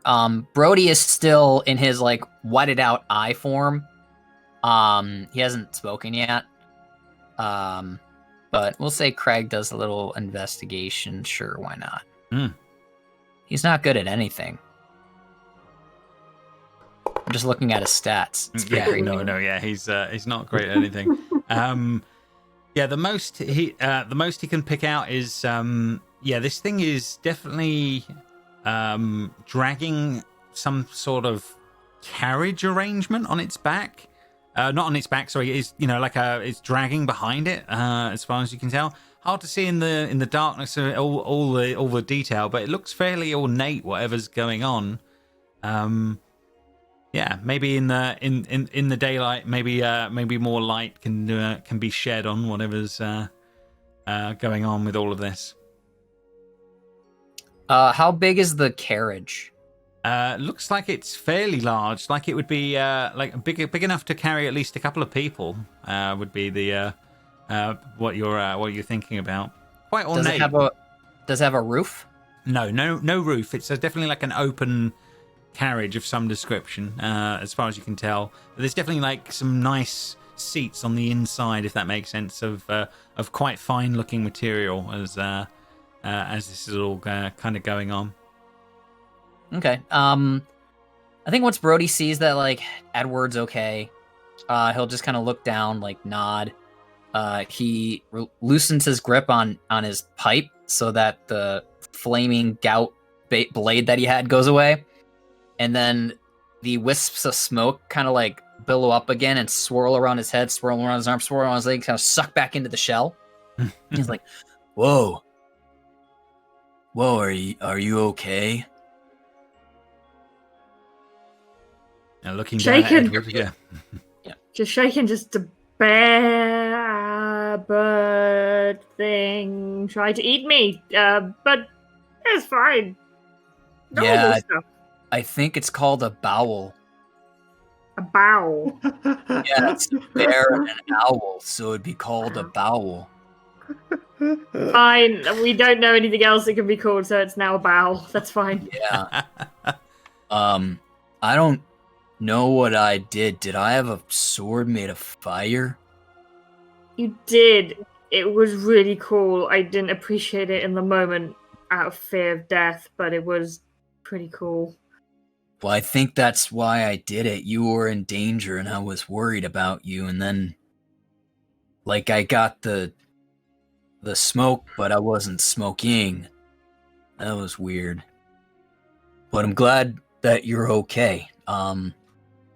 All right, time to get some shut eye. And he goes back over to where he was before, like, and he goes back into his turtle form, where he's like just basically a rock.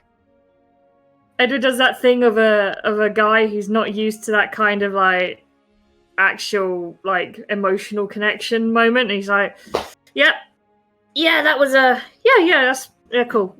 Yeah, let's go to sleep." And then he just like goes away from Brody because he's awkward now because they had like a bro moment. Fair enough on that one. So yeah, you guys turn in for the night. You sleep through, and nothing else happens during your night. You're able to finish your long rest. I think Craig's gonna sleep in the carriage since it's like not on the ground. Yeah, fair enough. When you guys come to in the morning, the scene that you're actually see with Craig is literally this is what's going to be going on. 1 second. See if I can make this come up. 1 second.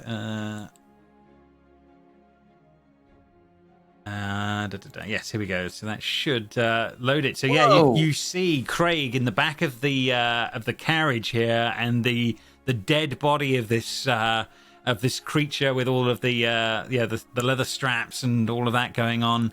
It's a very, very ornate carriage that you didn't realize before as this is all going on.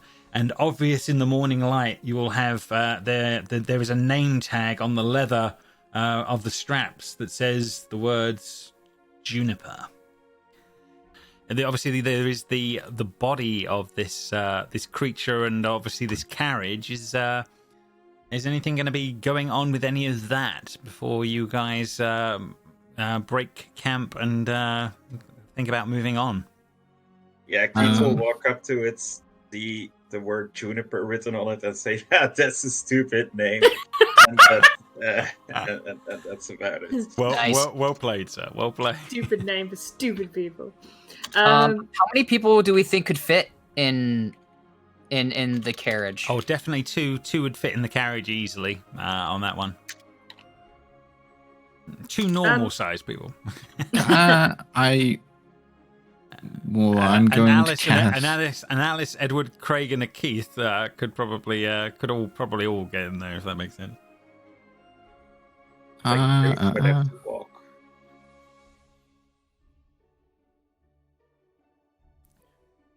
Can I cast Detect Magic, or just to see if there's anything magical about this? Any of the stuff that's in there magic? Absolutely, yeah. You can definitely spend the time.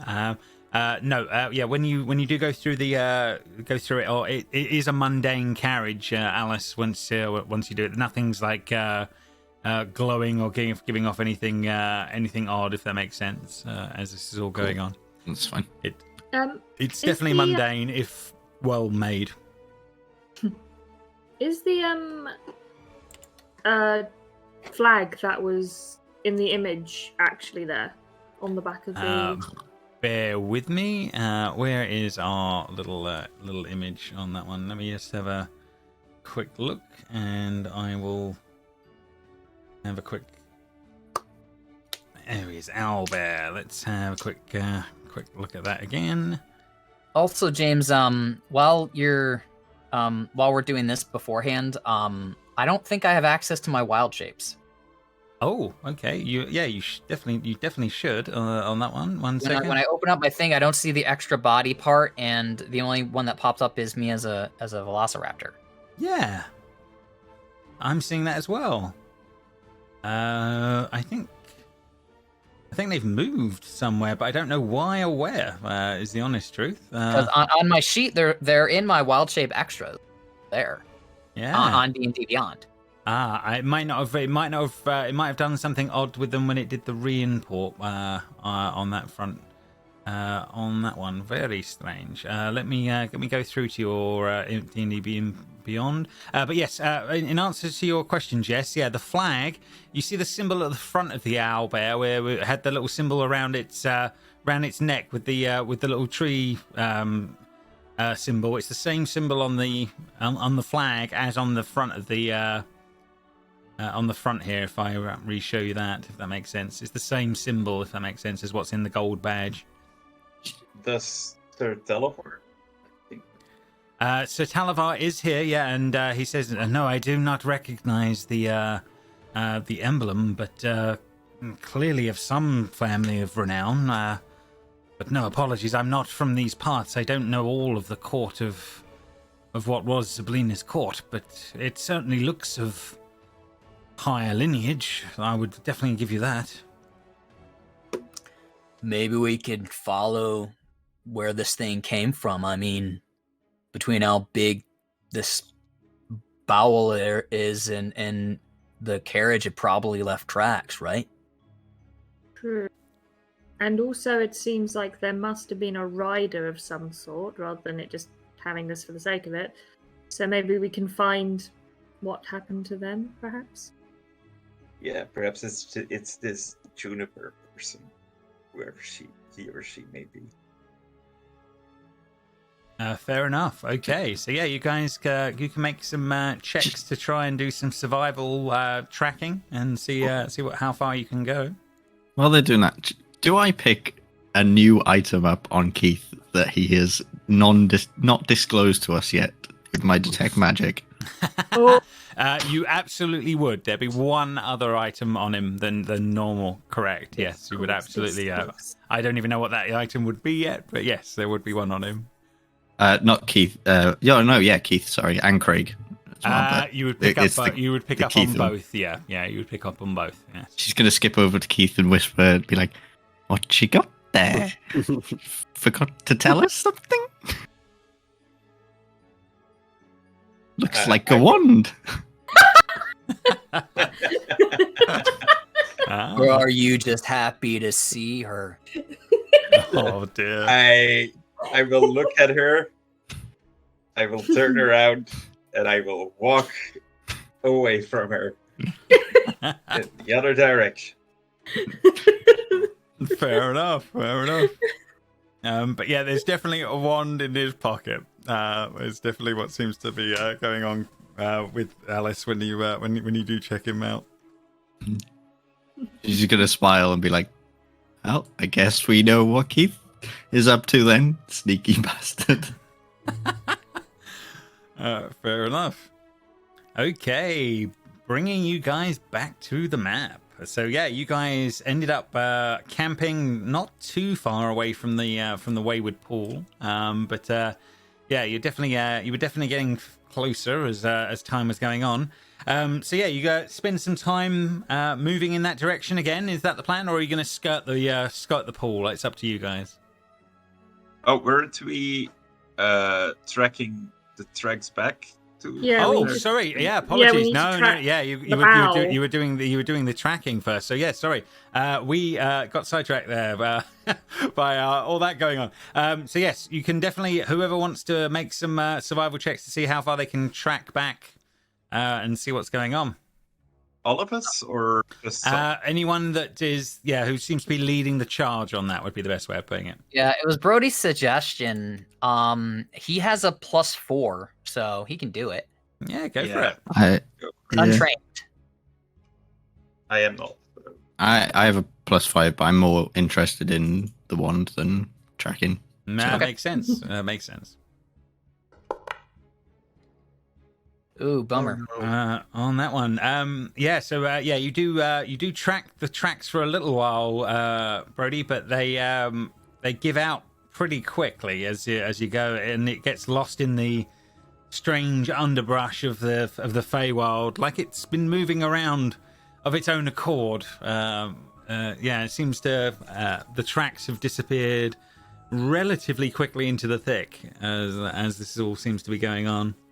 Brody gets to a certain point in the woods, and then he looks around, and then he does a circle, and then he lights a joint, and then he takes a real big puff, and he says, "I forgot what I was doing."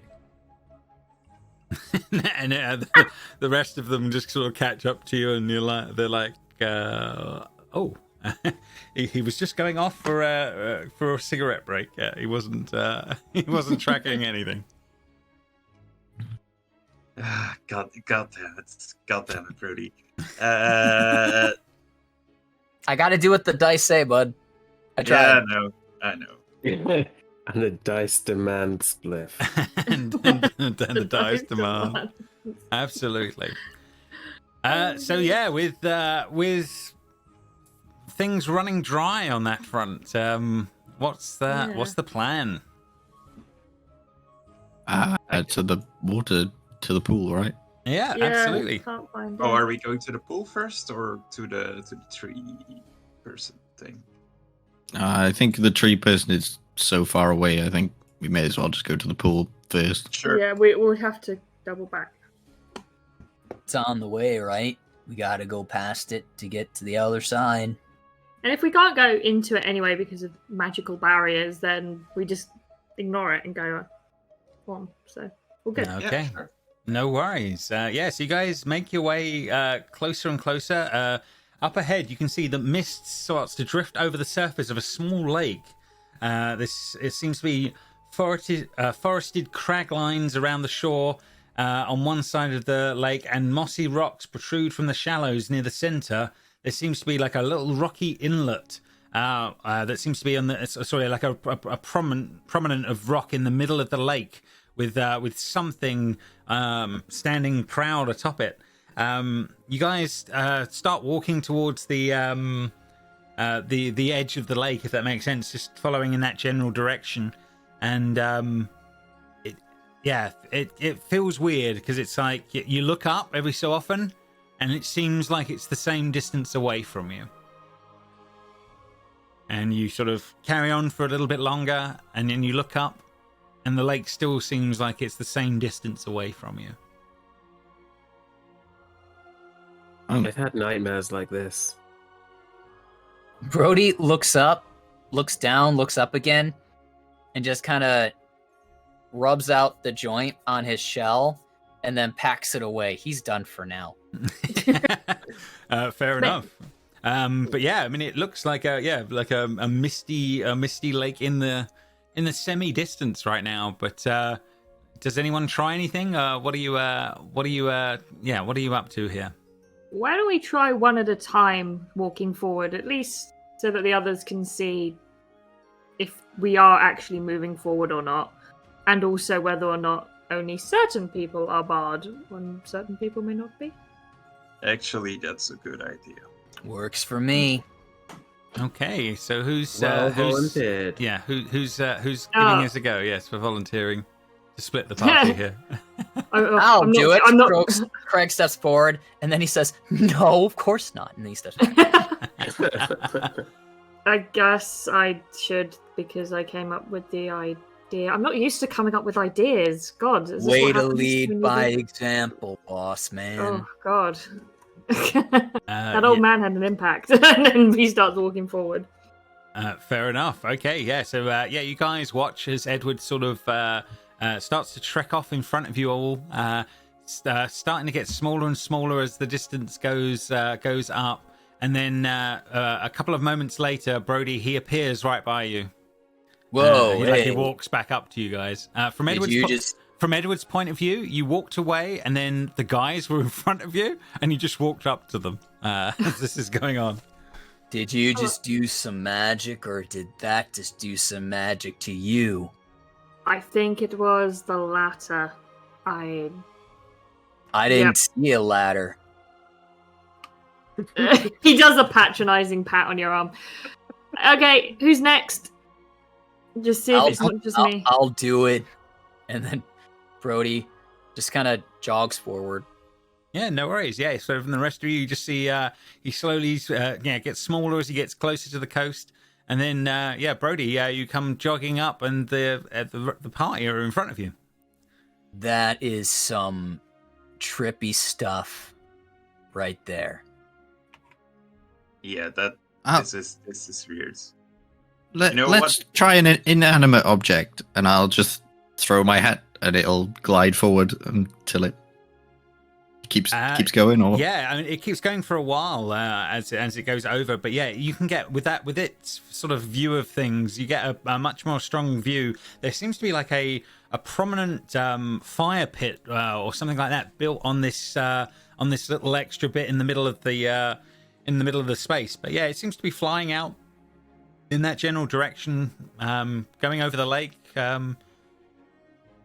Yeah, it's definitely going in that direction, Alice. You get a damn good view of the area and the pool, etc. Well, Cappy can make it. So why can't we? Cappy. You named your hat Cappy. Yeah, You're it's the only thing I supposed can to be think of. You're supposed to be the smart one. That is a smart name. I am book smart, not being able to name characters smart. Craig says you've obviously never played Dungeons and Dragons. He's very snotty about it. And Brody just says, could we tie like a string to your hat and have it just kind of like walk us there, since it can make it and we can't? Worth a try. Yeah, I guess. Definitely try it. Yeah, definitely see what's going on.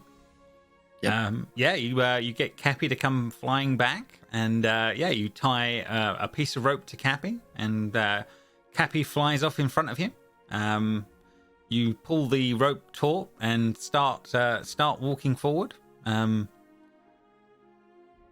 go for 5, 10 minutes, and then you look up, and it always seems to be about the same distance away from you whenever you look. Did we tug Cappy back like with us, or? Yeah, Cappy seems to be over the lake, but yeah, every time you move forward, it's just you've never let any slack on that rope whatsoever. But whenever you move forward, it seems like no movement has happened, as far as you can tell. You seem no closer. Ask permission from the lake to enter. Do we have infinite rope now? Do we just have like a really long rope? Did we break the game? Yeah, your cap hasn't gone ridiculously over the lake. It's gone 50 feet out, but it's not been enough. Oh.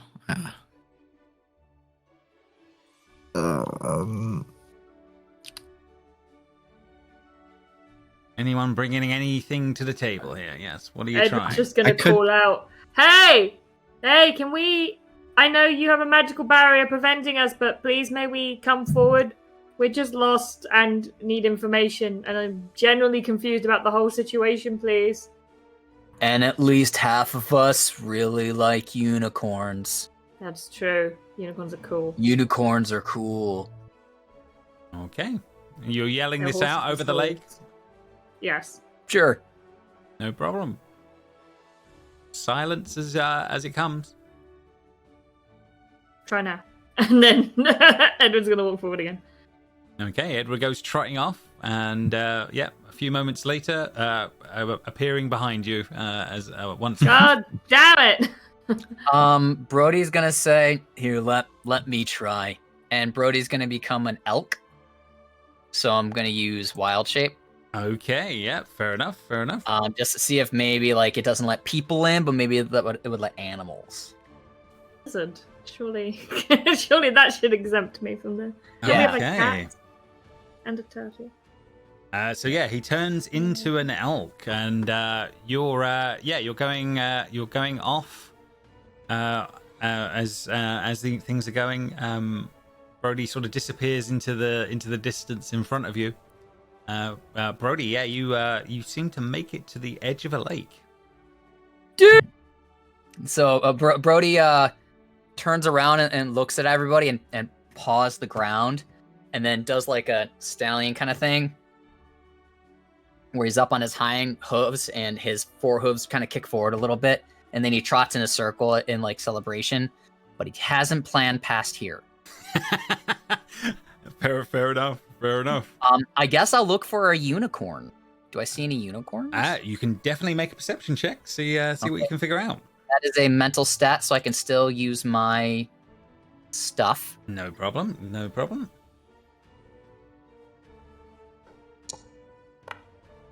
Shit.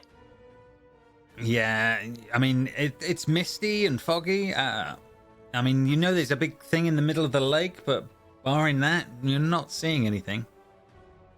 What do I know? What's in the middle of the lake? Well, you can definitely see there's a little island in the middle of the lake and some sort of a brazier or a fire pit or something like that in the middle of the thing in the middle of the lake.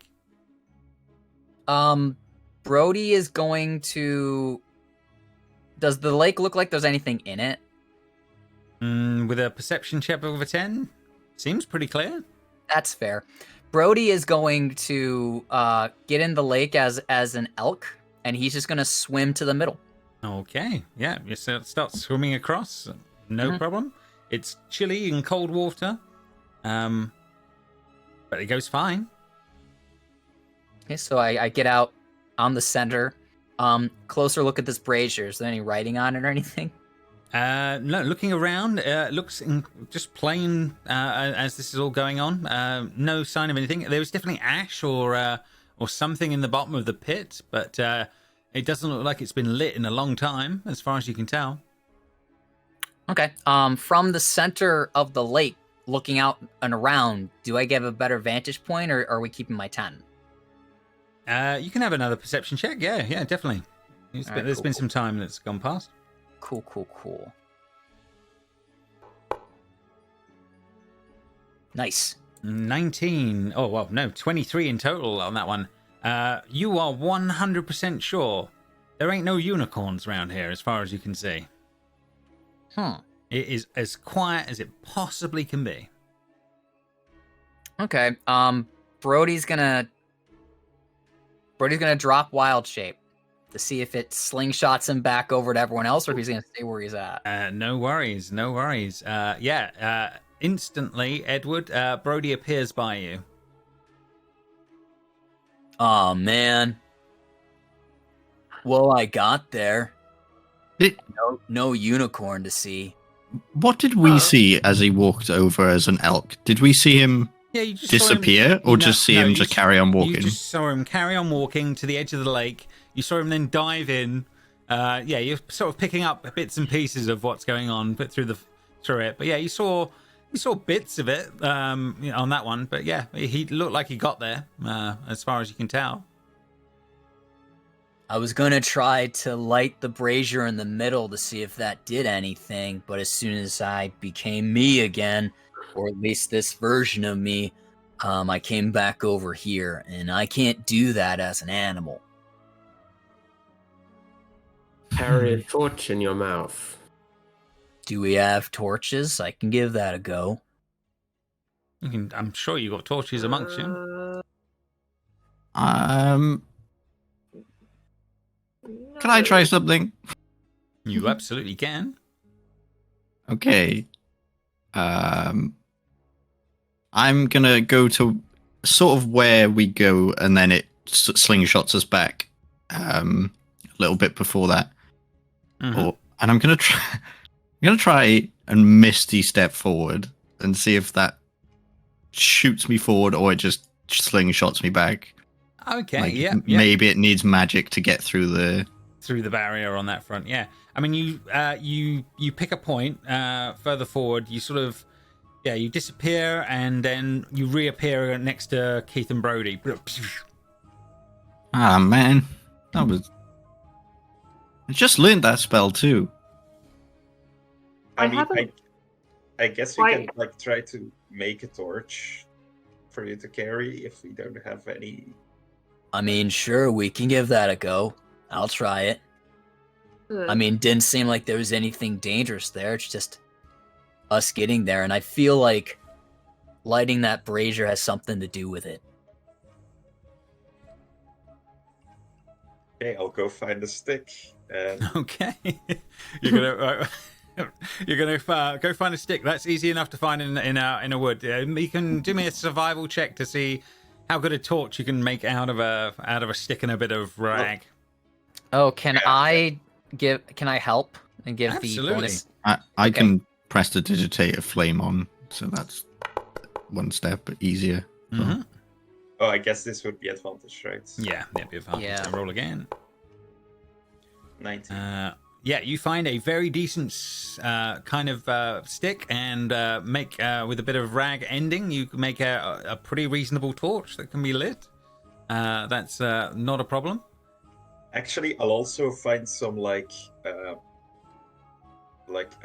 do you like the sticky things that's in like inside trees, Like the resin.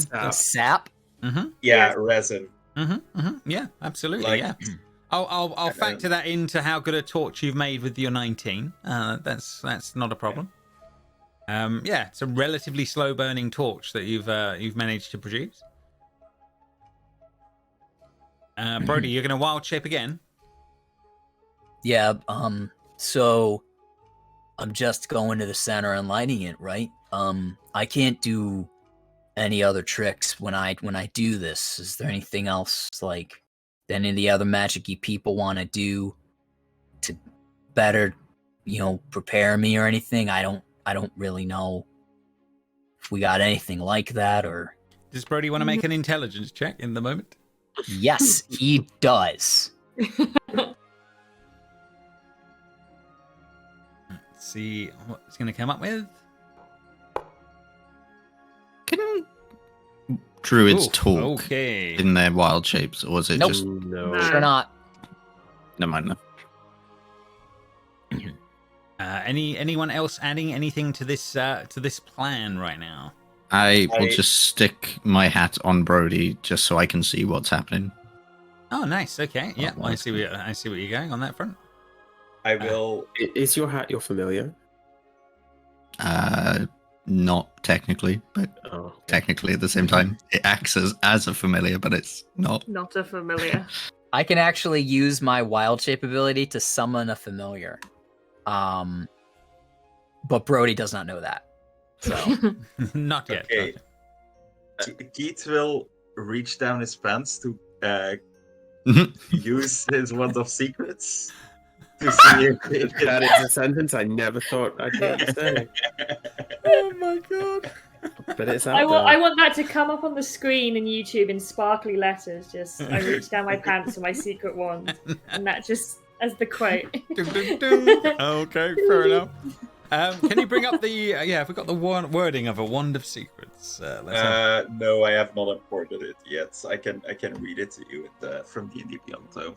If that's okay. Yeah. What's the wording here? 3 charges. While holding it, you can use one action to find any secret door or trap within 30 feet of you. Okie dokie. Yeah, fair enough. I can't believe I've got to say this.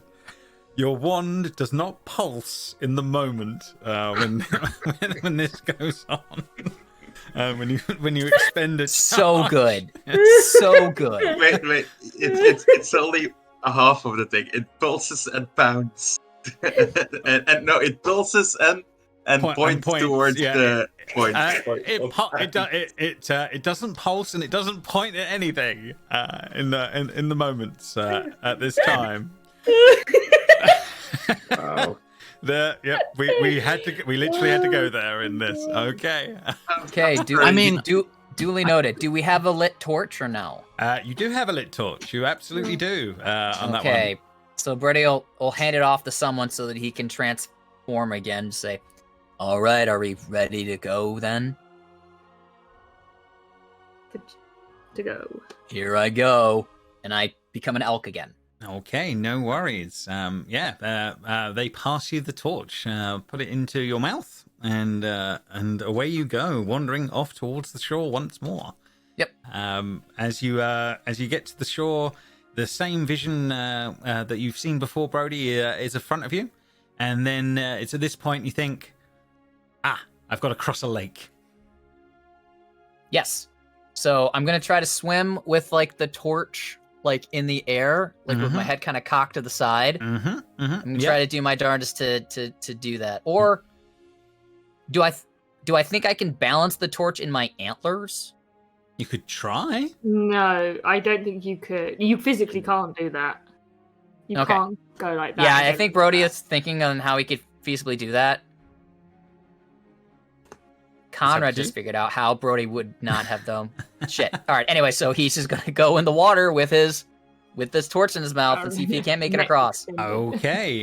You can make me a dexterity check to see how well you can do to try and swim across this lake, bearing a torch that does not get wet from. Does he from get this. advantage because elks are actually very buoyant?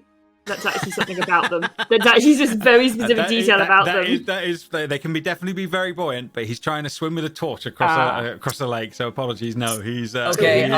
He is a normal. Elks have no dexterity. They have a 10, so this is going to be a straight roll. So Fair fingers enough. crossed, everybody. Okay, let's see how you do. Roll high or. I like to think that Alice does that because she can see the whole thing. So what the way this goes down, Alice, is you just watch him get to the shoreline, jump in, and then the torch is instantly out as his head bobs under the water.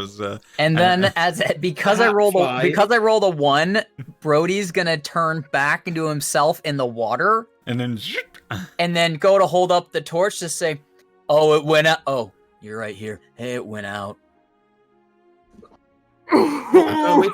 Does the hat fly? Yes. Just have the hat fly upside down and then stick the torch in it and then float it over and then just tip it out. Oh, well, the thing is, I can only do that 2 times. We have to rest now. The hat can get there. The hat can get through on its own. Yeah, the hat can get there. Okay. Yeah. It is 5:45, gang, my time, so I'm gonna leave. Whatever craziness you do with Brody, have fun. He's not a flat earther. No worries. We're gonna call it fairly shortly anyway, Conrad. So Okay. Hi, Conrad. Brody would also say "Hey, could you tie could you tie it to my antler? And then it doesn't have to fall in the water because my antlers don't get wet because I'm in the water because my head's above water." You can't transform anymore, though. You just said this, Brody. Oh, I said I have to rest first. If we want to try it again, we just have to wait. But we'll try the hat way. We'll try the hat way first. I think. Yep, that's fine. If you can make another torch. All right.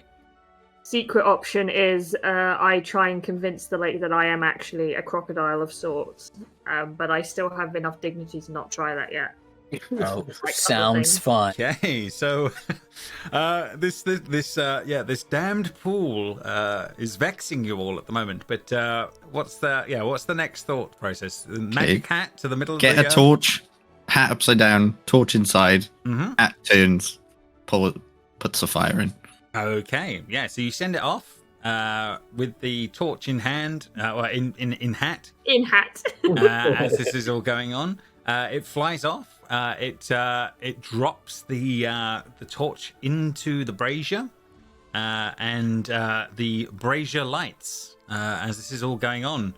On the shoreline, you watch as what appears to be a stunningly beautiful unicorn appears on the edge of the banks. It's white with bright orange hair and a beautiful looking creature, and sort of seems to be off to one side and at the edge of the lake as this is all going on. Let's try to approach. Who knows? Perhaps the magic's gone now that it's lit. Let's try to get closer. Yeah, Okay. I guess so. Yeah, no worries. You try the same tricks as before, and every time you never seem to get any closer. Fuck. It's just going on. I can't communicate through this, so I can't talk to the unicorn.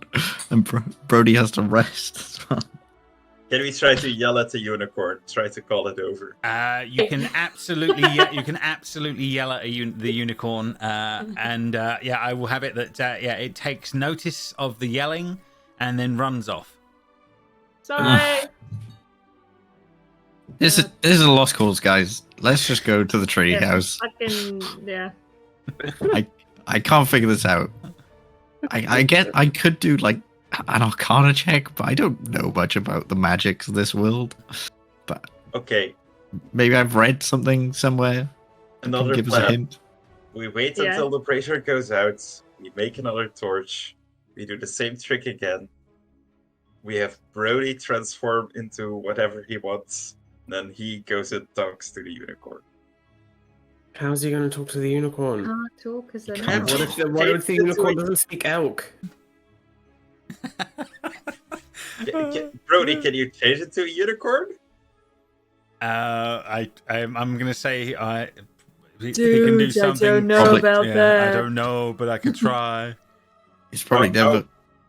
How about a horse? He will make you a horn and he will pretend that you are a unicorn. We will just tie something to your Dude, I don't forehead. know. That sounds a little bit disrespectful, dude. I don't know about that. I can try, but I can't talk to it when I get there. I'm gonna That pop a controls shroom. me as a big poopy butthead. Oh, Oh dear. Oh, Love you, Conrad, yeah. No. I don't know, it might speak horse, you don't know. I can't. I still think that there's that secret option where the ones of us that look like animals have to derobe and just pretend we're animals and just scuttle forward and just be like, We have I don't talked know. about workplace nudity. Edward, you perv. I don't need to have this meeting again. That was one time, and it was due to narcotics, something else. James, is there anything else of significance apart from this bowl on fire? This big bowl? As far as you can see, no. And you've had a pretty damn good view of the space as this was going on. Clappercore is going to get back, and we're just going to be like, we shouted a lake for 3 days. Hey, yeah. Well, Clapperclaw is a day done. You're a day in at this point. Of course. I bet what you about- Clapperclaw could walk up to the lake. Oh my god, what about our invisible friend? Oh, yeah! Yeah, Jeffrey? so- Joffrey? What is Sir Talavar, yeah, Sir Sir Talavar. Talavar says on that one, I gave it a go, but you didn't see me, but I just popped back here as well. Oh, The way we forget about him, I just imagine someone going, oh, and just pulling like a raggedy version of him out of their pocket, and he's just like, hello. thank you. I can breathe again. But yeah, no, he has had no extra luck. Would be the thing on that front. We need to have like a portable hole, but it's a top hat that Keith wears. And he's pulling stuff out of it. One day, well, maybe we need to maybe that is the thing we need to wait for as well. Is we don't know what Craig's item ended up being. that might actually be something that might help. We don't know. It's like a unicorn whistle. It calls the unicorn over. I don't know about that, but there are other things. But yeah, has anyone else got any other thoughts for how this would play out for this last? I'm just gonna walk up to where we usually disappear and cast detect magic and see if it is magic that's causing us to. 100%. There is, there's just like a giant bubble of magic around the whole entire space that you can see. It's like it's like a glow with it if when you look at it. Yeah, guys, we aren't getting through this. It's all magic. I don't understand what's going on. Let's just go to the treehouse. At least we saw a unicorn. We can say we've seen a unicorn. You definitely did see one.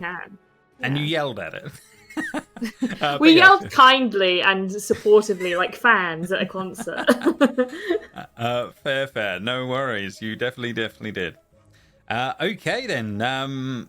So, without a further plan coming to foot with all of this, it sounds like you guys will carry on.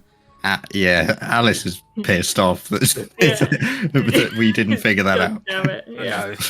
Fair enough on that one. Fair enough. But yeah, you guys press on enough to get to another campsite and another evening. Will be the next thing, bringing you to your evening rest for another day, as this is all going to be going on. So yeah, does anyone want to just roll some checks for the evening and see where we're at? If how 2 watches for the night, if that makes sense. Sure. I'll do one. Why not? No worries. Go for it, Grace. Yep, that tracks. Oh, what? Wisdom. Oh yeah, no, sorry. You need to roll the d12, Grace. Sorry. I'm sorry. I thought I was doing a perception check. No, that would be if something was going really good or bad, maybe. On that one, your time passes, no problems at all.